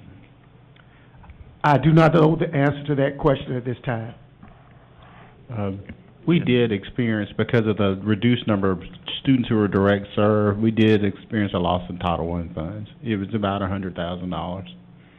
So, we have been looking at free reduced numbers, the trend, for 2 or 3 years now, and we have tried to do everything we can to be very careful about what we spend and set aside so we can keep schools and keep serving them as best we can, but we did experience that. And we expect that number to continue to, who knows how it might fluctuate, but that's where we lost, and we lost Title I funds. Okay, thank you very much. Moving on to assessment update. I can send these out to you guys if you want them, but I just wanted to share with you some of our initial results and looking at, I'm trying to make them larger. These are initial Ames Web results in math, and you can see where we've increased the number. So students who score normally in Tier 1 are on track and don't need intervention. And you can look at just our notes down there. We have a lot more students in Tier 2 and 3, which we thought, because of the period where we had that lack of learning. And you can see where we have those second grade students had the most increase there. And our earlier grades, of course, has the largest gap there, or the largest groups are Tier 2 and 3, which means that, we're just going to have to make sure that we're identifying those kids that need help and serve them. That's just moving on. You can see same things in math. Again, those K through 3 students have the largest group of Tier 2 and 3 students. Usually we don't see that at the beginning of the year. It's usually the reverse. When we do the second screen in the winter, we get more kids in Tier 2 and 3. But that's, due to the gap in learning that we have. Just one more,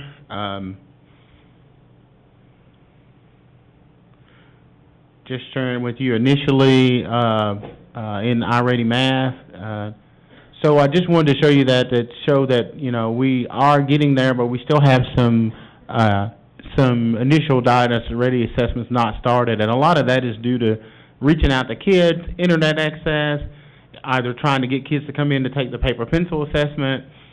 Just those coordination things is why we extended the window for doing that initial diagnostic, and you can see we're still working on trying to get those assessments closed. And just to look at, that's what the initial tier looks like, just based on the standards. You can see there that We still have,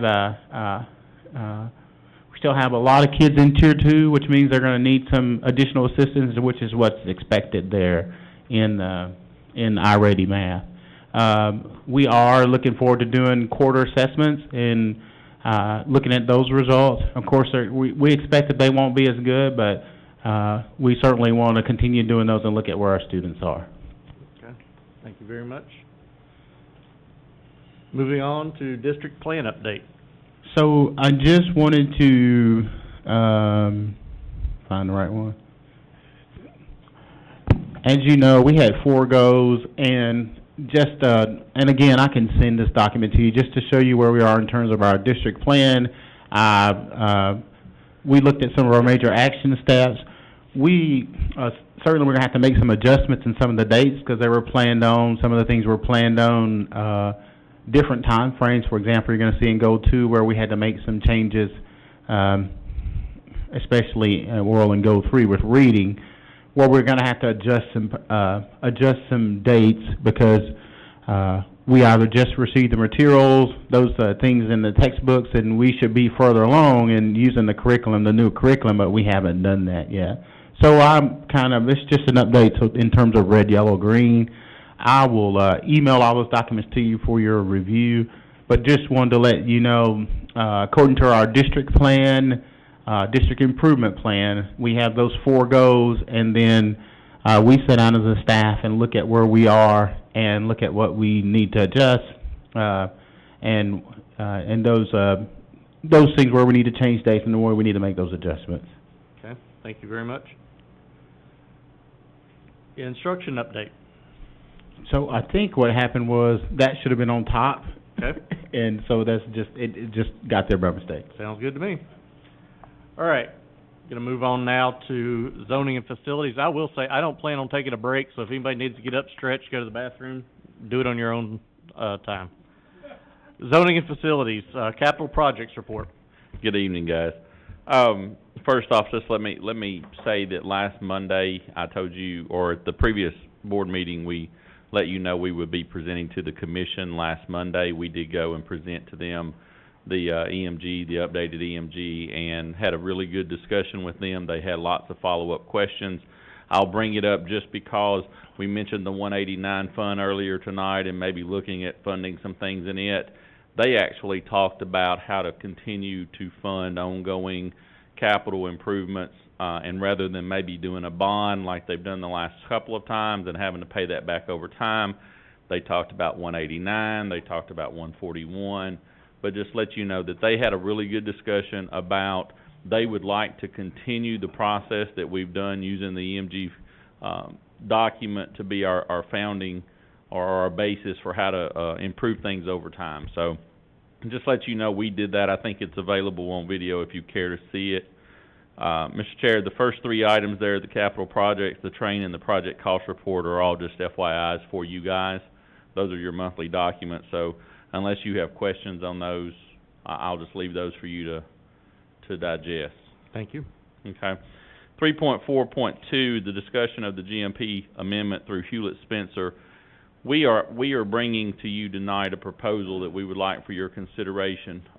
If you remember back in the spring, we came to you with really an unknown project at Santa Fe Unit School and at Hampshire Unit School, where we were having pretty good septic issues at both schools. And this has been an ongoing from the time you approved this in April or May until now. We're still wrapping this up, and what we found at Santa Fe was a simple fix, not simple, but a simpler fix than we had thought. We were able to go in and add some valves and some different items to the existing system and able to control it.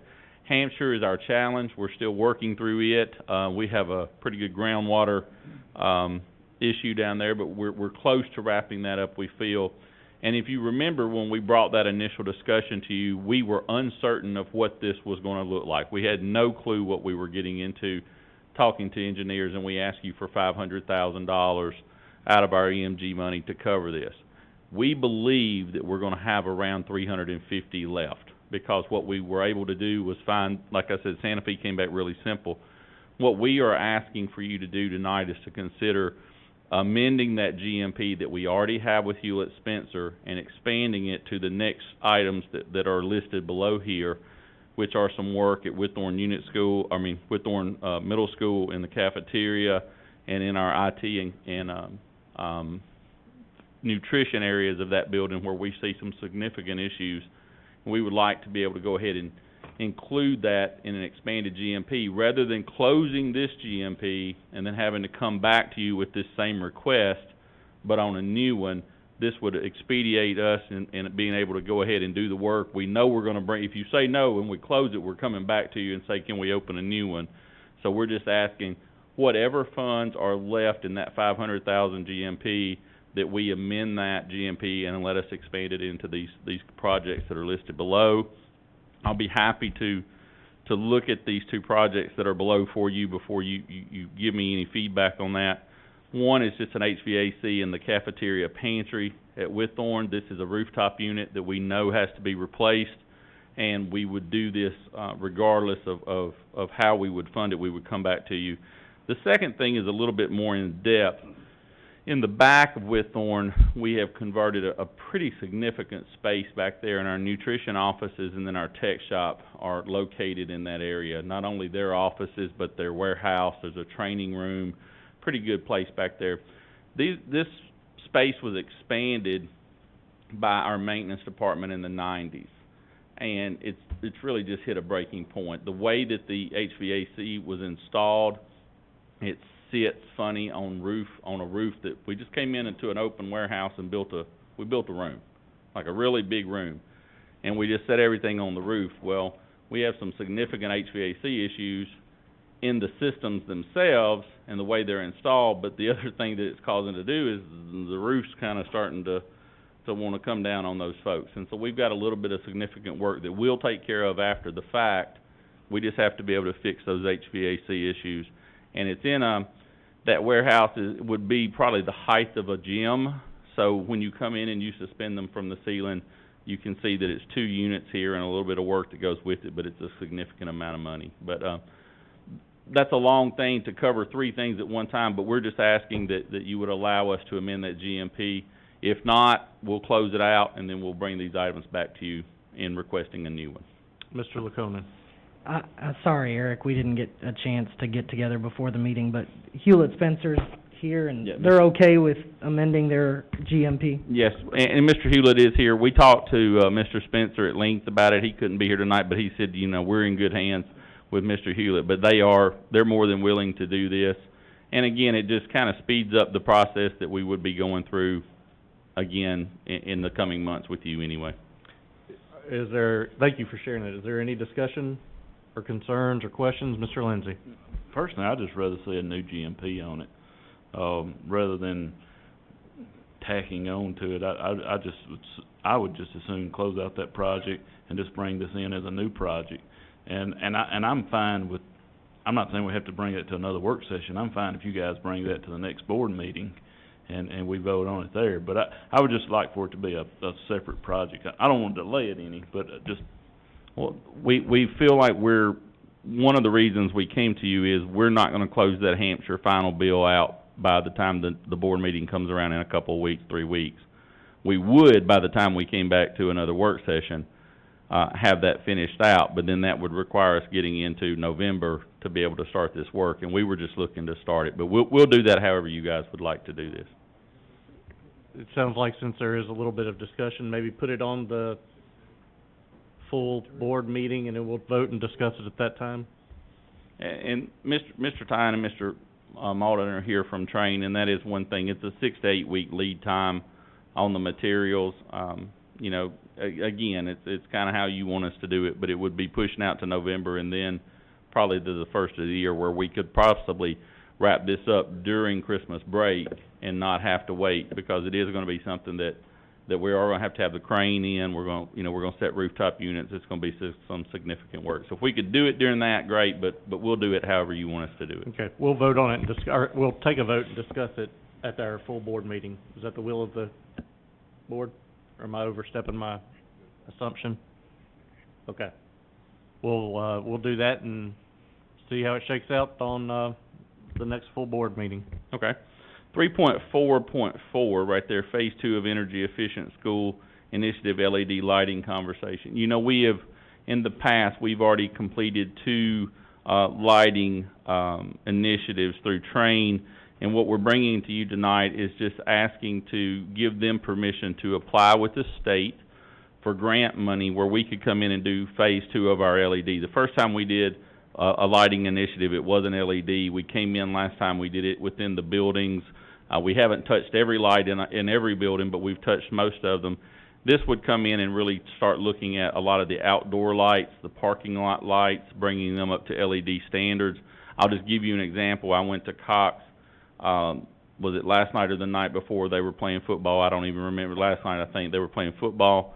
And as we circled the building, we have some light failure on the outside of the building. On the west side, it's very dark. Maintenance was going to go out there today. I haven't heard back from them, but we could replace those lights that are the old bulb-type fixtures in parking lots and on the outside of our building with LEDs. This is a no cost to you. It pays for itself over the life of the project. Right now, it's not a guarantee. Train is asking to have permission to apply for those funds on your behalf, and that's what you would be approving, is for them to apply for those funds on your behalf. But again, this is a project that would pay for itself over time, the way we've done with some water or water fixtures, we've done with lighting in the past. Is there any, Mr. Lacona? I have a question for Train. Train, is this the same type of energy efficiency borrowing that we did last time? It's basically 0.5%, 12 years from the state? So, okay. So, yeah, this is something we have done before. This would basically be Phase 2. But it would also need to be carried as debt to be repaid by the savings that is calculated by Train from installing those LED lights. And so it would have to go through the commission as a borrowing, and we would pay 0.5%. Is it still 0.5% interest? 12 years still? Okay. And that would be about $32,700 in interest over the life of the borrowing. Okay, thank you very much. Is there any discussion or consent? All right, that's going on consent. 3.45, I'm bringing this to you tonight just because I feel it's my obligation to come back to you with the things we've told you in the past and said this is something we really have to talk about. Y'all talked a lot about fund balance tonight, and this would be a big fund balance cost. We have a system, an HVA system at Santa Fe Unit School that go back to before Mr. Breeden left you, said was our top priority. We've talked to you for over a year and a half. We know that this system is a year to a year and a half out from causing real issues. And we first brought the number to you at $2.8 million to do a complete renovation. We took it to the commission last year. Mr. Luconen, I mentioned last time, this was the last night of budget. He talked to them at length on this in 189 and asked them for it. I'm bringing this back to you tonight for 2 reasons. One, we went back to Train and said, is there a way that we can start this project and it not be in a complete building, like the whole thing? And they did a lot of work, broke it into 3 phases, basically the elementary, the middle, the high, and then the back end of Santa Fe Unit School where the shops and the gym are. And they do have a cost that's broken down into 3 phases.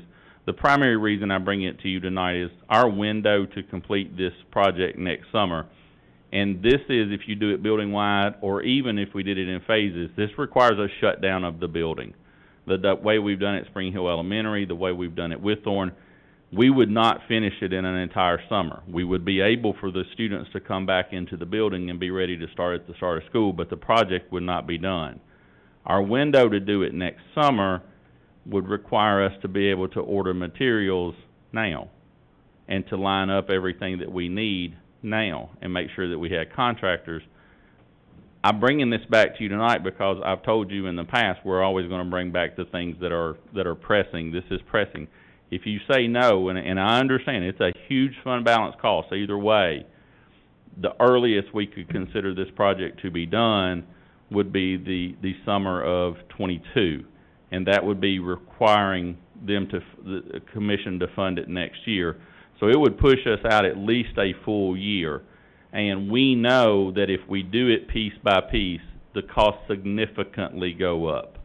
If we do it piece by piece, and I'm not even talking about in the 3 phases, if we fix on failure, if we start going in and saying this unit broke, we could push the cost of this project up several $100,000, and we can't guarantee that we might have the same contractors. There's lots of things that go into it. So I understand the cost that it's bringing tonight. I understand the conversation that you guys have had repeatedly tonight about fund balance. My next item's a fund balance request as well. I get that, but I bring it to you out of obligation because I do feel it's our position to bring back to you the things that are most pressing. I do have Mr. Tyne from Train here tonight. If you have questions about what it would entail to do that project, Okay. He is available for you. Okay, thank you. Mr. Lindsay? Doug, there was some, discussion at the, with the county commission when this last budget was passed, that it was a very conservative budget. It was, the numbers that were used are very conservative because of uncertainty in the times we were in. So would it, in your opinion, would it be worth a shot to carry this request back to them now, seeing as, economic times aren't as dire as it first seemed? And even if not for full funding, maybe partial funding, and if we pull part out of fund balance, and if they could do something, is it even worth the time and the trouble to do that, in your opinion? I mean, for the amount of money that you would be asking for, I think it would be worth the trouble every time, to just ask, even if you get told no. I don't know what the temperature is over there. I try to stay out of that, but I do know that there are grant funds that we have allocated up to a certain amount for a fire hall this last meeting, and we changed the budget on that 189 fund, and as of right now, that 189 fund is supposed to turn a very small surplus, but the commission's making decisions on what they want to do with that money. So maybe you could take it and give them a small idea. There are also other funds that they might be able to transfer over for this. I know that adequate facilities, it might be tough to prove that area as a growth area, but if it was asked for, at least the study could be done if there is growth in that area, and those funds could be used for that's wrong. We'd have to do a new brick and mortar. Yeah, new Sorry about that. Yeah. I was thinking litigation tax, Michael, because you can do renovation with that, but you can't use it for schools. There's too many private acts, but right.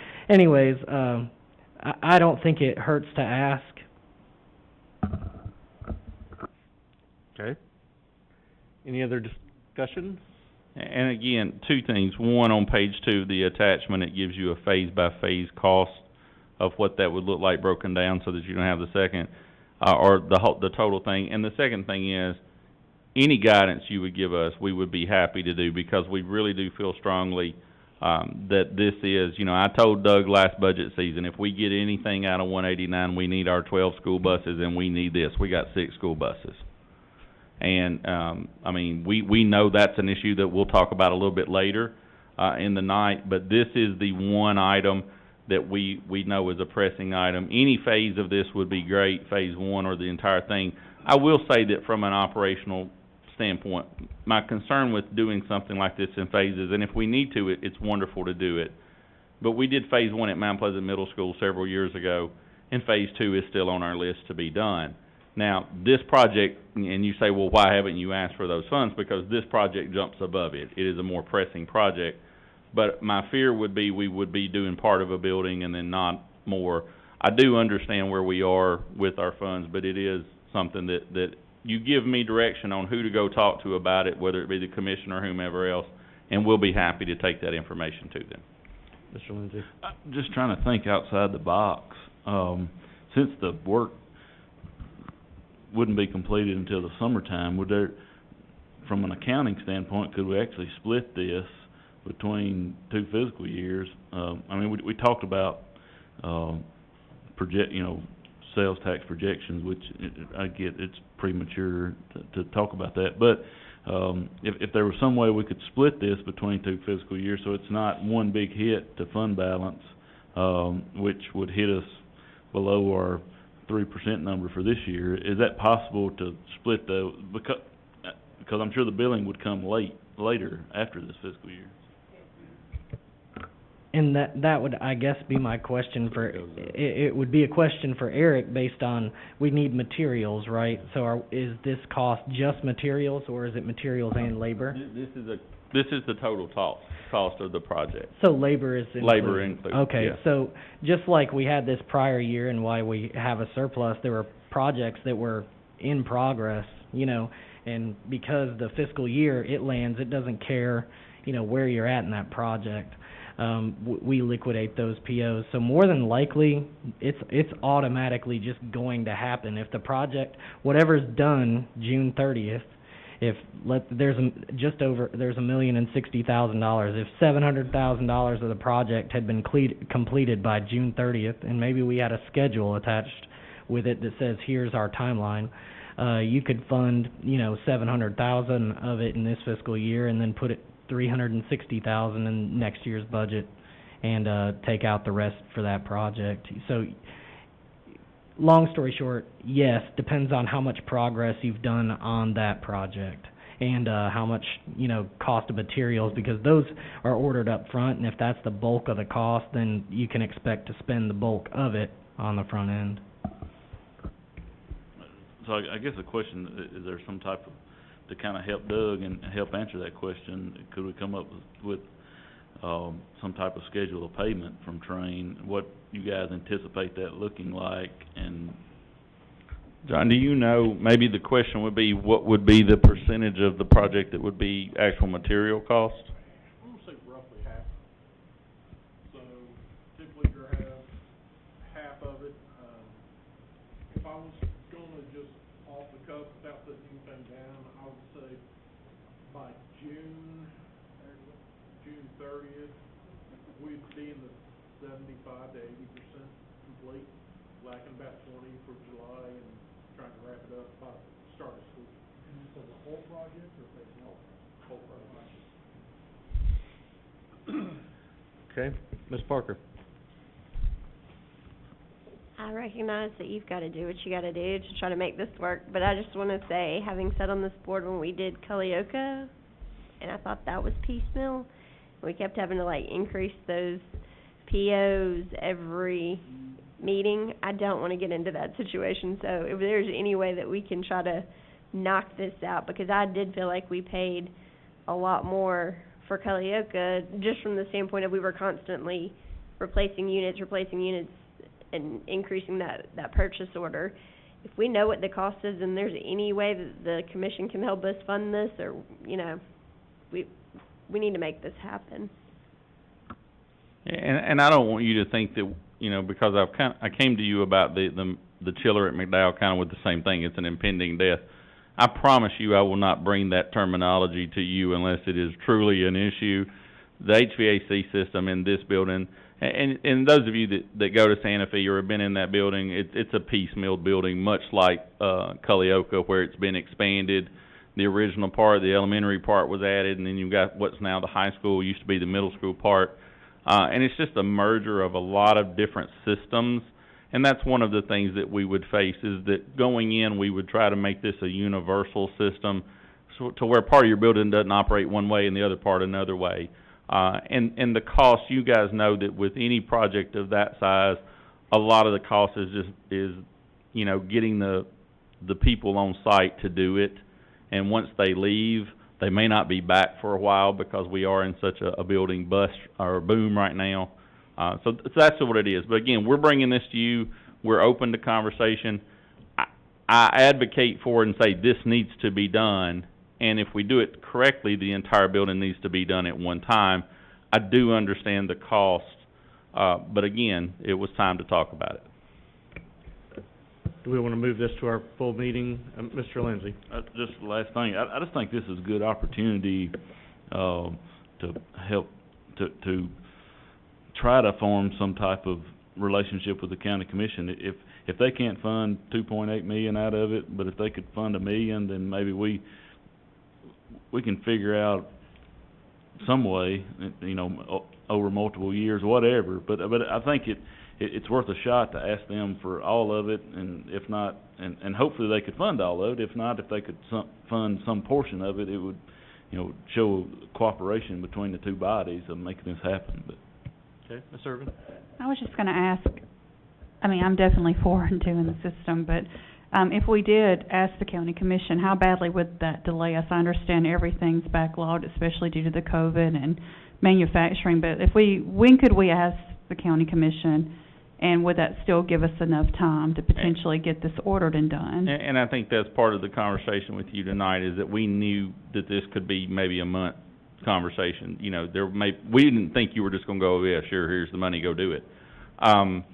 The big thing, and I would defer to these gentlemen back here, is ordering the equipment and actually having the equipment on site when they start, so that the process is never delayed. I believe at the Withorn project, there were stops because it was ordered so late, and they had issues getting materials there, and suddenly you're stopped and you're sitting and you're on a timeline, a deadline for kids to come back. And that's the big difference between us and everybody else, is that the kids are gonna come back in the building, and we've gotta be in a place to do. But, I would defer to them to say what would be the absolute latest that, they're gonna say, hey, you can tell us in May to do it, and we'll try to get it done, but, Being a supplier and former business of other things, and I know how it's impacted other industries, family, and I understand everything's running behind already due to the manufacturing shutdown, due to COVID and other areas. But from me as a little simple person here, I would think if we can get an approval by November, surely they can get us stuff by the end of May. yeah.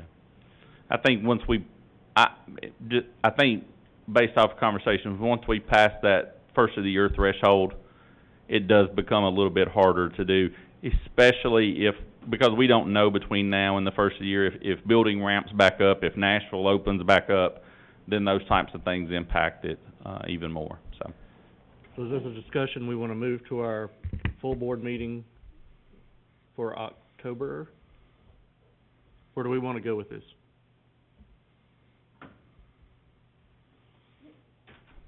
Mr. Pearman, you did such a good job at the budget meeting, Well, thank you. and you have established yourself as a speaker for Murray County Schools. So I would suggest that you get on the agenda and let's move forward with that and see what we can do. I don't think we can take any action on this, but I think we all agree that we would like some help if possible, and I did listen to the meeting. I know that they mentioned the 189 fund and all of that, so, I think that you... So with y'all's permission, could I work with Doug to get on the next budget amendment for the commission and maybe have the trained folks with us, and that gives us a point of reference anyway to bring back to you to say this was the conversation, or would that be a conversation you guys would rather have with them? I'm fine with you and Mr. Hickman being there to speak to this. You certainly have have our support in that at this time, but I don't think we can take action on it until we know. Mr. Moore? I guess that was my question, is if we're asking him to just informationally ask, or are we actually as a board sending something over as a request? I would say we're sending something over. Then if so, we would need to take some action to actually send it. Yeah, and the tricky part to that is, if I'm not mistaken, our official school board meeting is the night of the budget committee meeting in October because of fall break.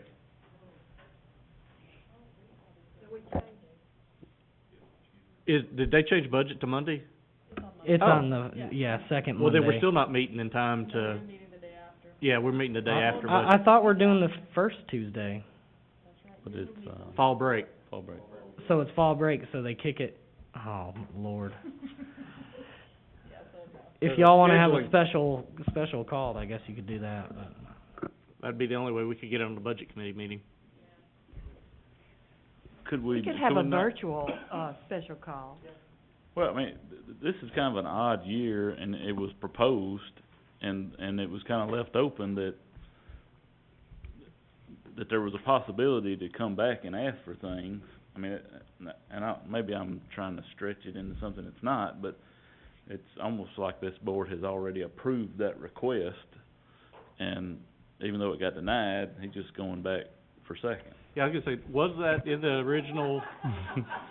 That was, okay, I think you might have something there. You're sending the right guy. That was in the original capital request. It was part of our capital request that we did send, yes. So we have approved that Yes. to be sent to the county commission. Yes,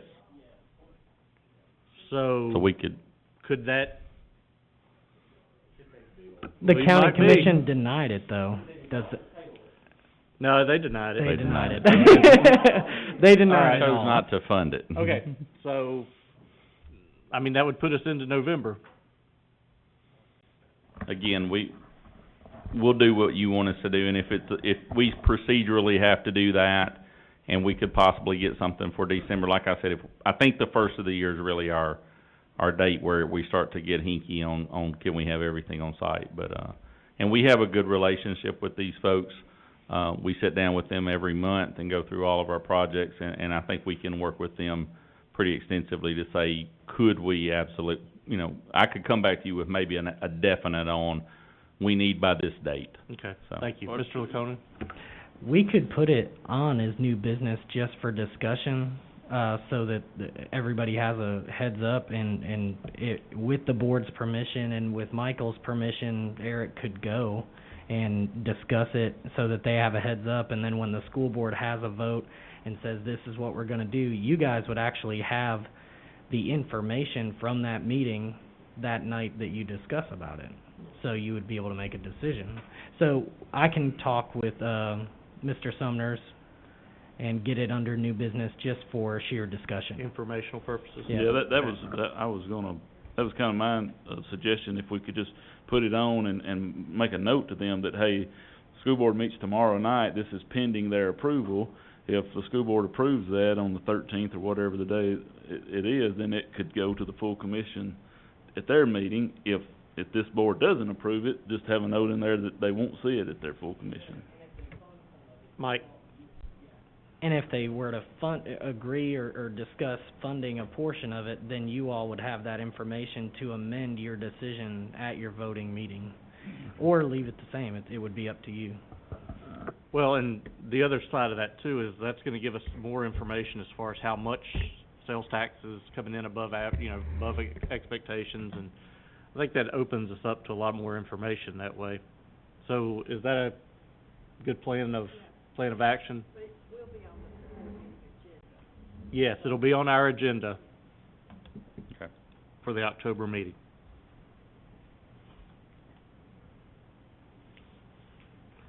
Okay. Talk Okay. about mulch. 3.4.6, we are required by the state now through, inspections of our playgrounds to have certain mulch depths across the district on all of the playgrounds. I will tell you that there is a small portion in each year's budget to cover mulch. It doesn't cover keeping us up to date. 5 years ago, we came in and had a company come in. They brought mulch in and actually blew it onto all of the playgrounds and brought us up to date. We have patched over time. This was a cut. This was a final budget night or budget day cut. And we knew that this was going to be in this year's budget to ask for this money for everybody's playground to be brought up to standard. We did cut that out, trying to get down to the MOE for the commission, and we're just asking for the $64,000. That would allow us to buy enough mulch to get every playground up to code according to the state. It's a lot of mulch, but it would get us up to code, and then we should be able to, from this point on, hopefully keep everybody where they should be with the yearly amount. We weren't, I know in past, as emergencies have come up, mulch kind of became, well, we can take a little bit out of mulch, and then what happens is you have all the playgrounds at all the schools that kind of run amok at one time. So this is a fund balance request because it was in last year's budget and was cut, and there is nowhere for us to take this money from. So I just bring that to you for your discussion. Just a procedural question. When they do the inspections, where do they measure the depth of the mulch? That I don't know. 'Cause that- Now I do know. It's right, it's a big difference. I think yeah. I do think that they look at it in several ways, because, under your swings, it kinda gets pulled out, and what I think they look at is there enough mulch that if we redistributed it, we're back at the right spot. But what happens is, and 5 years ago, you know, we came in and put the barriers around all of the playgrounds to actually contain it. And so that mulch is there, other than what's just kind of become dirt and dust and flown away. It's just not actually mulch anymore. I know that Miss Ventura, for her special ed preschool playgrounds, has been pretty adamant with the two of us that we need some mulch right now. We have bought mulch, and we are putting it out through our maintenance department. This is just kind of the big thing to get everybody back there. I asked that because when I was in charge of child care facility, we had those state inspections from DHS, and I was out there at 6:30 in the morning raking mulch to try to get it all even for the 5 inches that we were required at that time. So, action on this, Just one Mr. question. Lindsey. When we say that the state inspects it, what actual department is that? Or who is that? I'll leave that, I do know we have an inspector. I think he went to work for the water department, and we're in the process of getting our current, landscape person to be an inspector, but I do know they come. Oh, you're talking about someone in-house of We have certified in-house, but playground they safety. can, especially on the preschool playgrounds, they can come in for the state. You know, preschool, part of what we have to do, we just fenced the playground at Howell last year because that has to be, it has to be fenced. So we've done that kind of thing, but as far as, in my year, we've not had the mulch inspector show up. The fire inspector shows up, but I've not had the mulch inspector, but I do know it is state regulation that we have that in there, and it has to be a certain depth. Dave, do you have more info? Along that same lines, we've got asbestos inspectors that come out, and they're supposed to come and look at things, and they say they'll do a surprise visit, but it's like every 3 or 4 years. We've got boiler inspectors that come out from our insurance company, from the state. I mean, we just got inspectors on inspectors that just kind of come when they're in the area. We could ride it and just play in the mud for a while and nobody be upset with us, or they could show up tomorrow, kind of based on that. And I think most of it's a safety issue, it's a fall issue. Oh, I mean, I get it, and I don't, I hate to. I'll let her tell you. I have state monitors that come out 3 times a year from the Department of Early Childhood that come out and measure. So early childhood. Now, that would be on, now, again, that's not every playground, but that is the preschool playground. Is that through the Department of Education or Department of Human Services? Education? It's now through the Department of Human Services. Okay. Through the South Central Human Resources. Okay. I just got a personal argument with that the whole depth of mulch, and that I'm a certified playground safety inspector myself, and without a HIC test, which a HIC test is a head impact continuation test, that it's all irrelevant. So so I just personally, you can walk out and measure, that they can deem, whoever can deem that there should be X number of inches of mulch, but mulch is not mulch. It's all relative to what product's being used, and so it's just, but I get it, but I will say the only other thing that I would say is that once we put that on there, we basically, 5 years later, in something like the playground at Riverside that's right next to the front door, we put mulch on it. Nothing's been done for 5 years. There's oak trees above it. It's kind of just a mud pit now. Where before it had some grass on it, there's no grass now, so. But again, we bring that to you just for consideration. Okay. What action would we like to take? Move it on to the consent? Consent? All right, consent it is. 3.47 is our elevator maintenance contract, and you'll see the last statement when we. Well, wait a minute. Go ahead. We just need to make sure we put that budget amendment, so you will see a new budget amendment, because it wasn't originally on this agenda. Okay, thank you. The elevator maintenance contract, was when we've always in the past paid this monthly, and this covers everything that we have for those buildings. It does not mean that every month that's kind of what we're gonna pay. It means we have an open PO every month, just in case something happens. We do that through maintenance. We pulled at the request of finance this year, the total PO, and it's about $300 over the $320 over the 10,000 mark. If we pull it all at one time rather than pulling it monthly, and since it is over 10,000, we have to have your permission to do that. So we're just asking permission to go ahead and use the company that we've been using, and they come out and they look at all lifts and elevators. So like at Santa Fe and in McDowell, we have the chair lifts that go up and down the rails, and this would just allow for monthly maintenance and inspection as needed. Okay, any discussion on that? Consent or just new business? Consent? Consent on that? 3.48 comes back to you tonight, and this is the easement request from the City of Spring Hill. I was contacted by Mr. Lay, with the City of Spring Hill following your meeting last month. He felt that there was information, that he had that may not have been relayed to us in the initial request. I did ask for him to be here tonight, and he is here to answer your questions about it, but this is the request that they have for the easement off of the Spring Hill High School property. I believe their attorney and Jake have both looked at this, and it's just for them now to go over with you. So I'm gonna give him the mic and let him answer any questions. Or he's gonna get a mic. There we go. Questions for, Mr. Lay? Thank you for being here and joining us for this 3-hour extravaganza. I thought our meetings were long. Any questions or any, where do we go with this? Consent? New? Consent? Do you have anything you'd like to share? We're gonna put it on the consent agenda. Y'all been talking about sales tax. I actually gave, Mr. Moore a copy of what our sales tax since, the sales tax that we had received since May. So it was, May sales, which came in July, so it's July, August, September numbers. We just got notified today what that latest number was from the state. The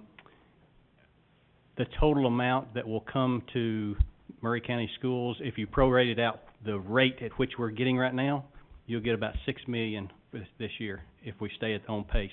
Our sales tax has gone up due to COVID. That's the silver lining, because everybody has stayed home and they've shopped locally. The 0.5% that we added to it would generate about $1 million. We had thought it was going to bring in and had estimated about $800,000 for you. It'll bring in about $1 million if we stay on pace. So And that's still the 50% of what the total income for the city, based off of that increase, was? that's correct. That's the money that would be coming to you all. Okay. Yep, thank you.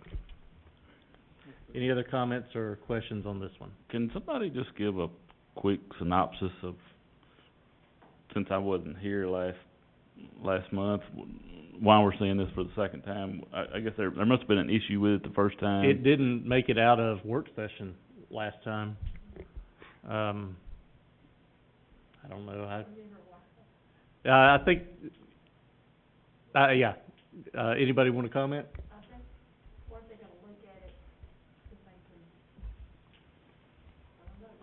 We just never did anything with it. I mean, I expressed a little bit of unhappiness about the way the sales tax increase shook out. And after that, nobody did anything. So, I'm willing to put that one to bed, because I think I've drugged that horse as far as it's gonna be drugged. I don't think that's a good analogy, but, we'll move it to consent then. Thank you. All right. I think I did too. No, I knew why I voiced my displeasure with it, but I don't think that's something to continue on with. I'll act like a big person now. 3.5 is under us as well. Mr. That you guys Schuyler's too? going to speak to that, yes. Okay, thank you. Yeah, we were asked, obviously, we're doing some streaming now, the most economical way we can. We gathered some information. Obviously, the county's using one of the software packages that's listed as an attachment.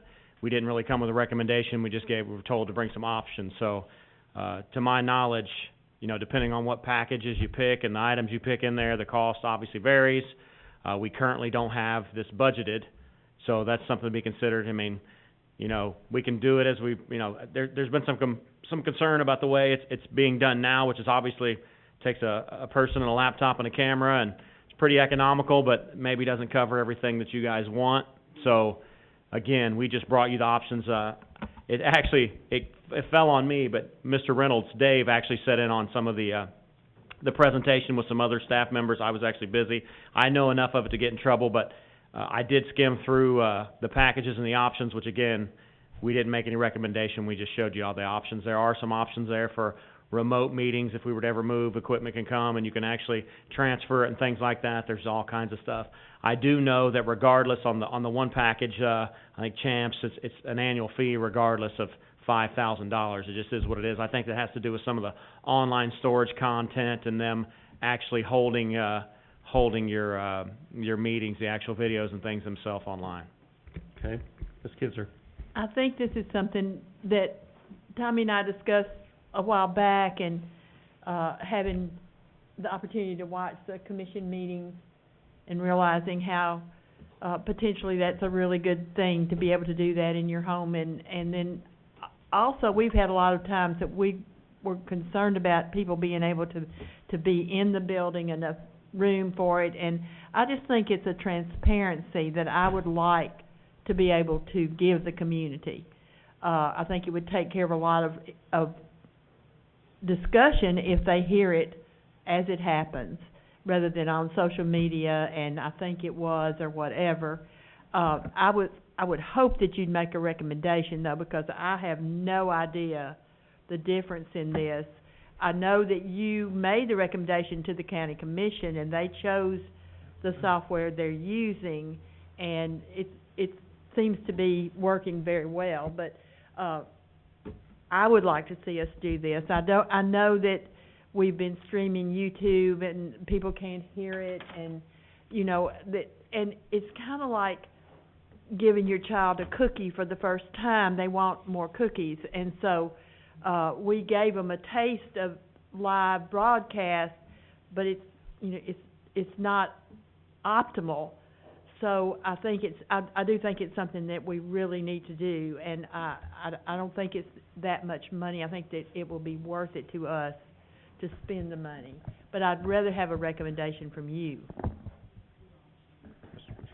No, Mr. Moore. If I could ask the rest of the board, I would not have a problem if you guys would be okay with that. I would be glad to talk with Tommy over the next month and have this come back to the next work session. Maybe we can come up with a recommendation based on maybe what the board is, and can poll some other board members as well, what you guys were looking for. Maybe we can together come up with a recommendation for the next month. If y'all are okay with that, I'll be happy to take that on. Okay. What, can I ask a question? Yeah, go ahead. Which software package is the commission using? Champs, yeah. And I noticed within that there was several options. And I would say if you haven't watched a commission meeting, whether you watch it live or you go back later, it really is a neat software to use.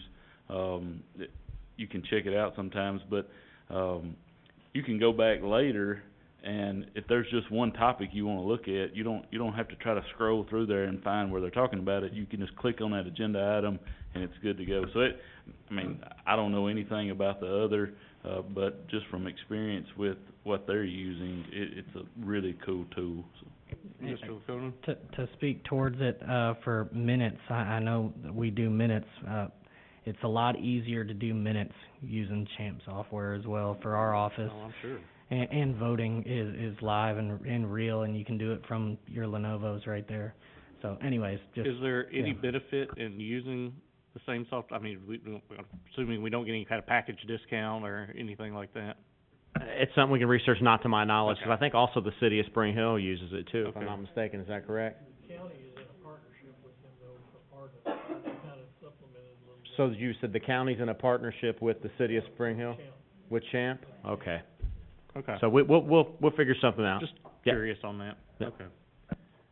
So we'll move that to the next, work session with some more detailed information and a recommendation. All right, policies. None? Yeah, Ms. Mr. Wilbur? Parker. Sorry, I'd actually asked for one to be put on there. Yeah, I was kinda surprised. I looked at it and realized it wasn't. Would you, I did too. What it was, policy 1.206, which is board compensation. We don't have an attendance requirement at this time. Just kinda wanted to throw it out there to the board to see if we wanted to have an attendance requirement. At this point, we, we're paying certain people to not come regularly. And I actually had hoped for some attendance information as well, for board members. I don't know if, I mean, I can certainly work with Jake on language if somebody wants it. If we don't wanna do anything, that's fine too. But I do think it's something that we should talk about. What's, some thoughts from the board? I've definitely got some thoughts, but Ms. Kinzer. Well, I do think that we need to look at that, but I think maybe reaching out, checking with, TSBA as to see if there's, I don't think there is an attendance policy. I think I talked to them about at one point. But to add it to it, it opens up other things that you would have to have if someone's ill, if there's an excuse, or how many times, how many absences, how many months. So it's not just, you know, you miss 2 months in a row, you don't, you know. What we're talking about is compensation, though, not removal or anything like that. So I do think if you would be willing to look into that with Jake and bring something back, that would be good. Well, I guess I'm just curious though from the board, like, what's acceptable on the attendance requirement? I mean, I certainly have my opinions, but before I think Jake and I could really sit down and draft something, you know, kinda need an idea of, like, what would be excused, if you wanna get into excuses, unexcused. Less than,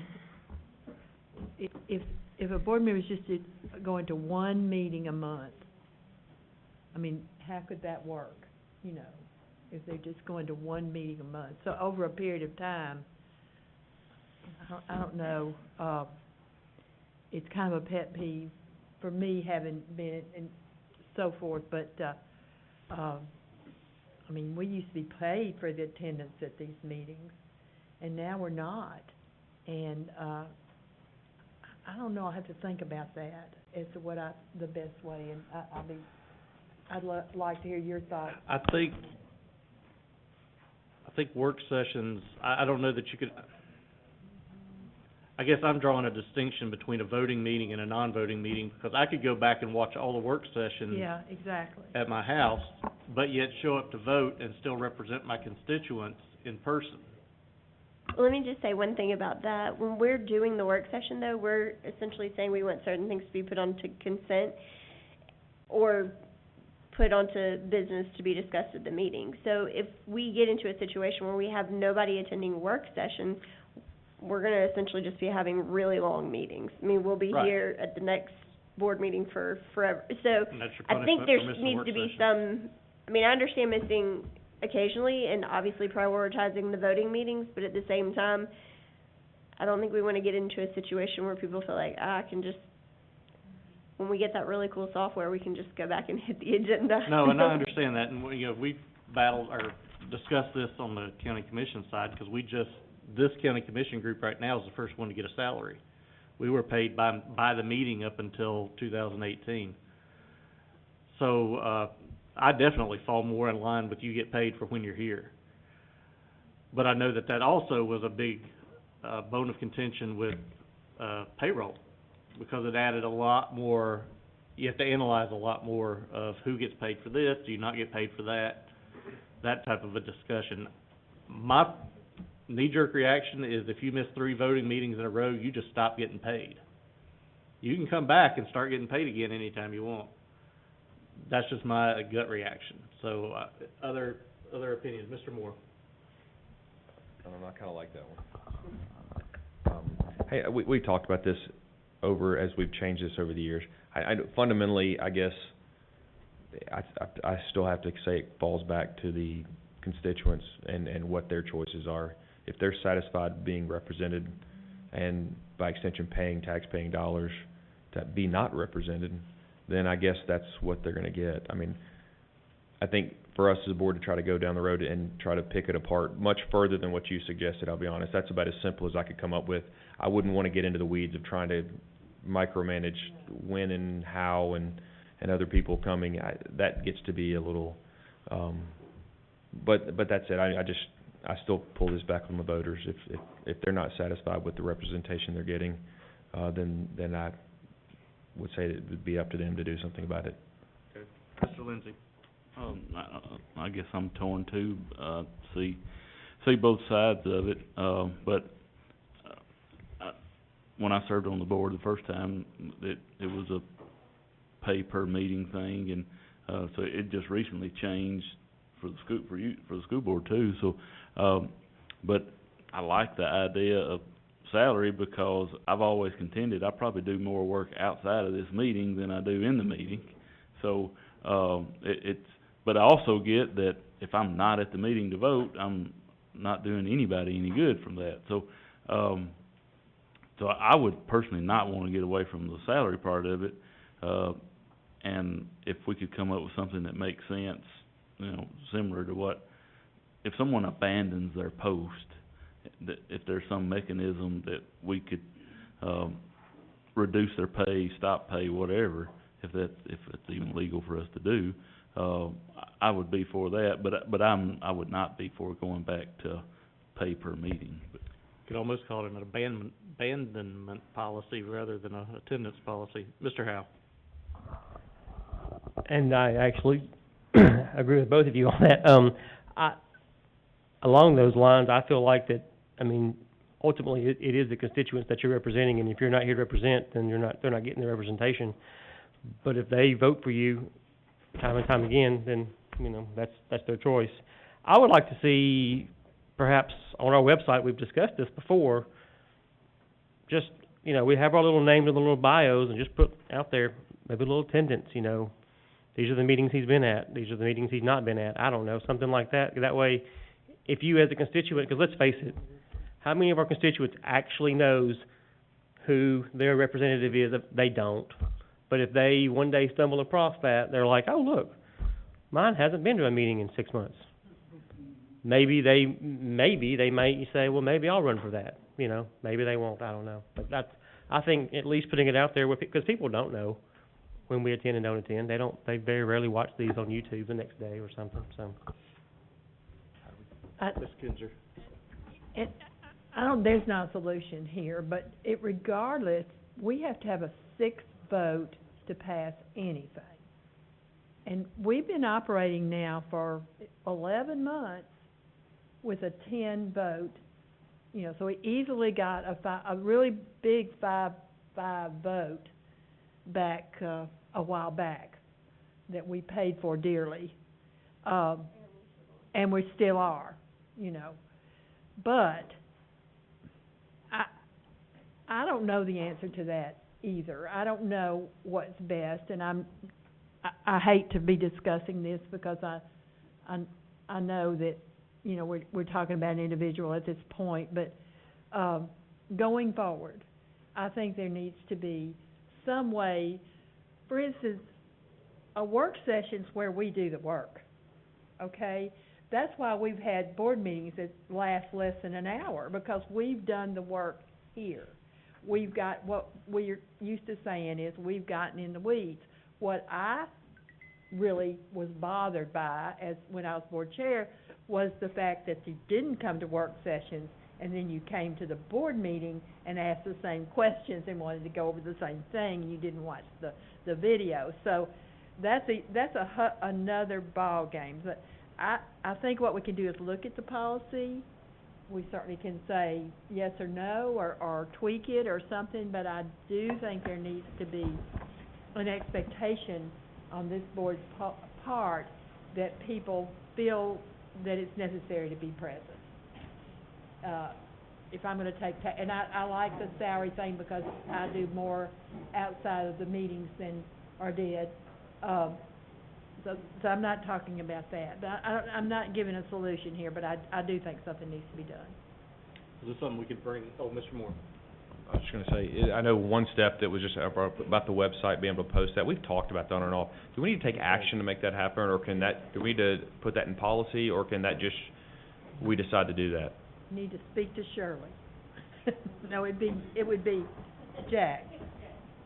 I mean, if Is we that need to done? codify that in We'll do policy, that's that. fine. We've talked about that over and over again for years. So otherwise, can we just, if that's the will of the board, is that understood that that's gonna be something going forward? Thumbs up. As soon as you, okay, that sounds, well, that's one step down. Yeah. Done. Mr. Hickman?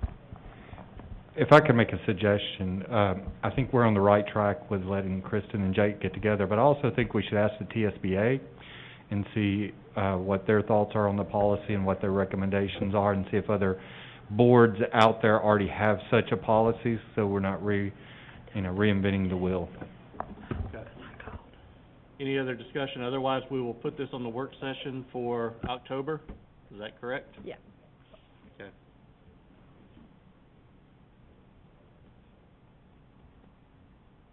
Okay. Other business? Do we need to take action? Oh, this is my first time running this section. Well, these are bids.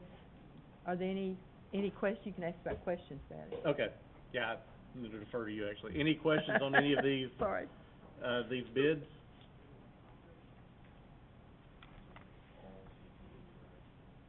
Yes. Actually, Mr. Lindsay. there is a, 4.1.5 is for, some CTE equipment for Project Lead the Way, I guess. I'm just curious, and, Mr. Gaines, I think he's working on my information, but this kinda goes along with it. How many kids are actually in Project Lead the Way program at Hampshire?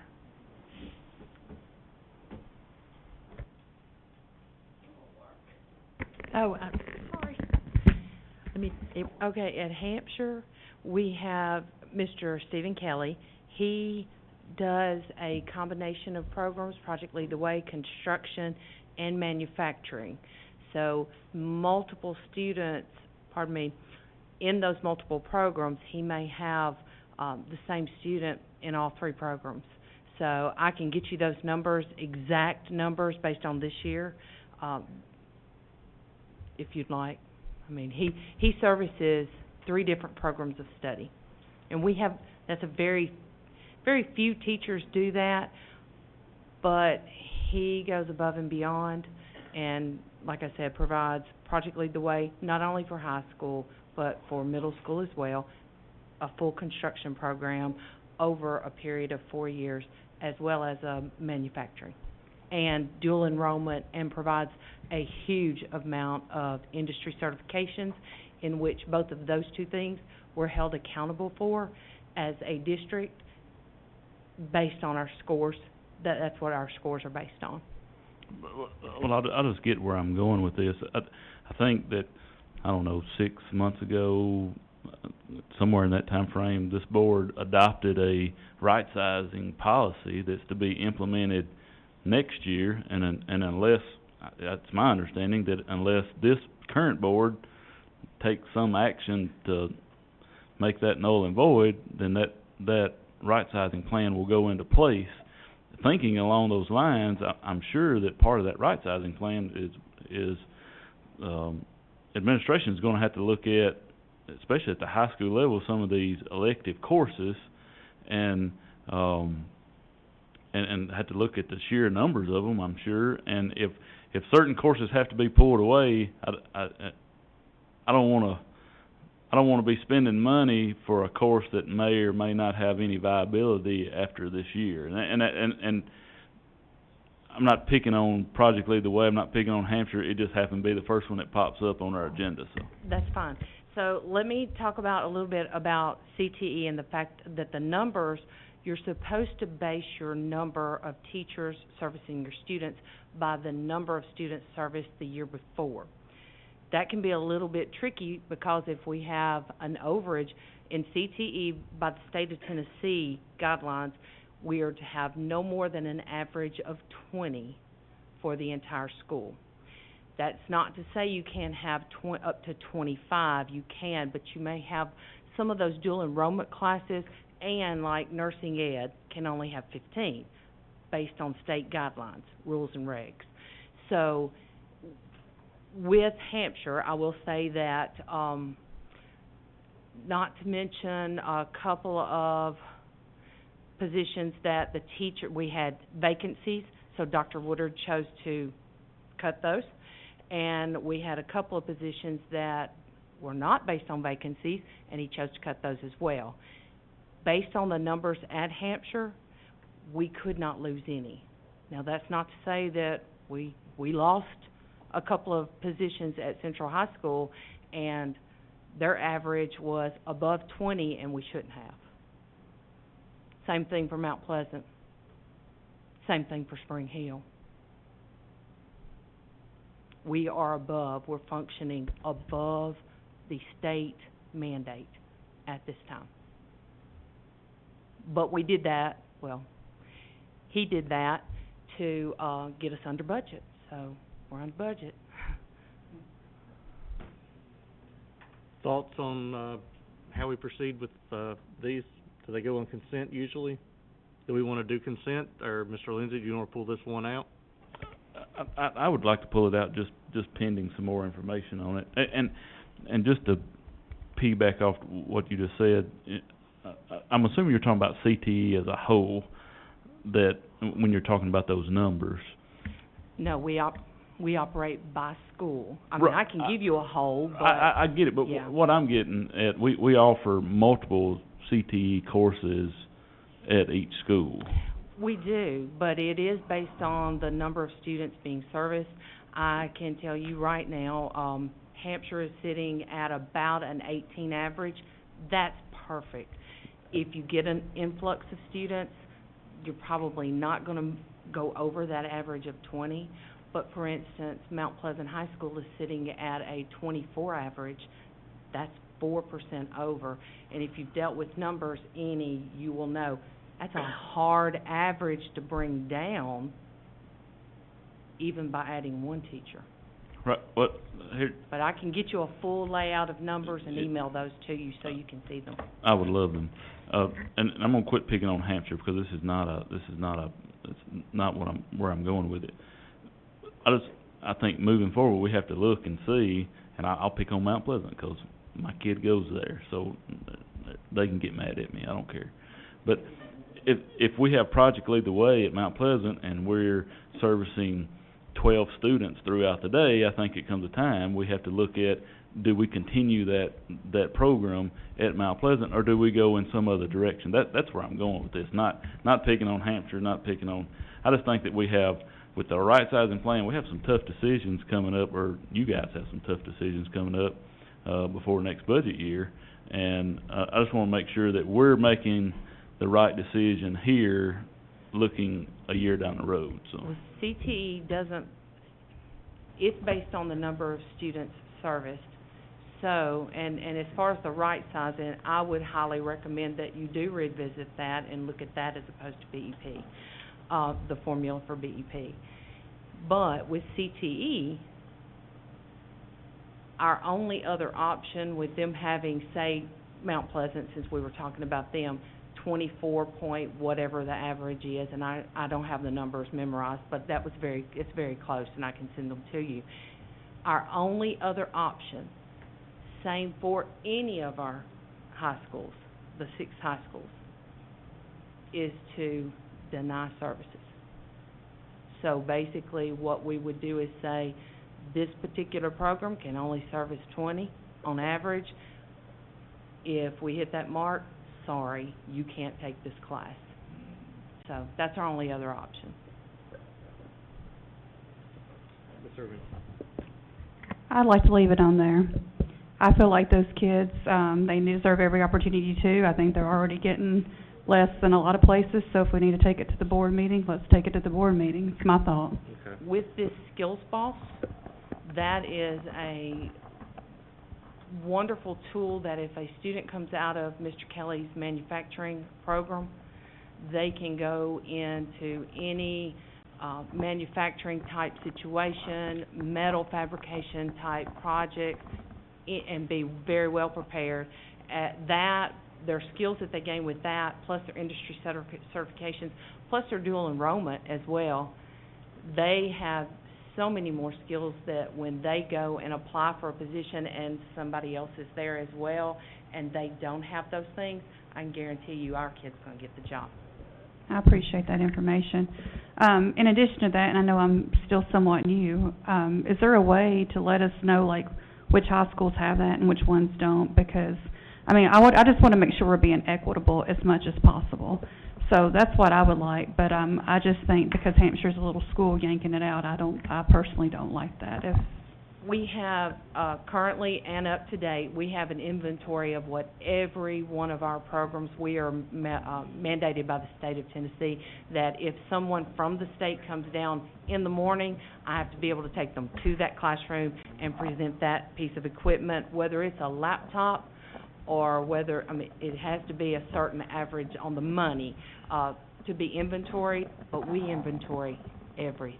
Okay, thank you. Mr. Hickman? Thank you. And just real quick, don't forget that Murray Alliance is running their survey right now of what industry needs are. And as I told you guys before, once they get the results of that, we are going to look at our CTE and make sure we're in alignment to what our community is needing from students that do decide they don't want to do the college option, so they can be aligned to the workforce we need here. Okay, thank you. So the direction we'll head with this is we'll have we'll have 6 of these bids on consent. Number 5, we will discuss at the meeting and vote on independently. Mr. Lindsay? I just wanna clarify that, I'm not asking to pull Project Lead the Way out of Hampshire. That's not where I'm going with this. I just wanted to vote on it individually pending some information. I'm not Okay. I'm not And that's what pulling. we got it on the agenda for. Mr. Perriman, buses.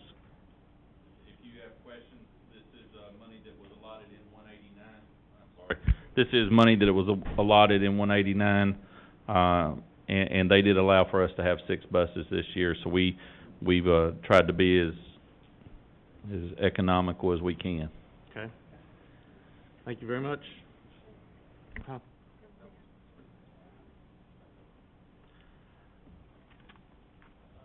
All right, the only thing I'd like to bring up, you see all the other items here to discuss.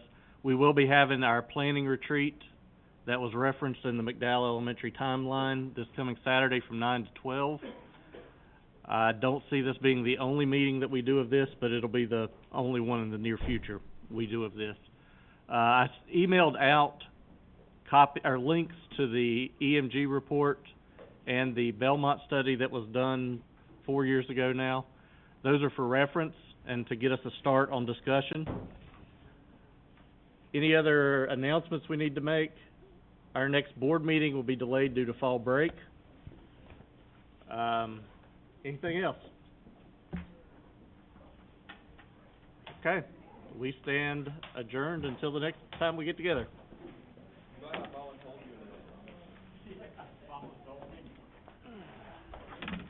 Thank you for bailing me out a couple times.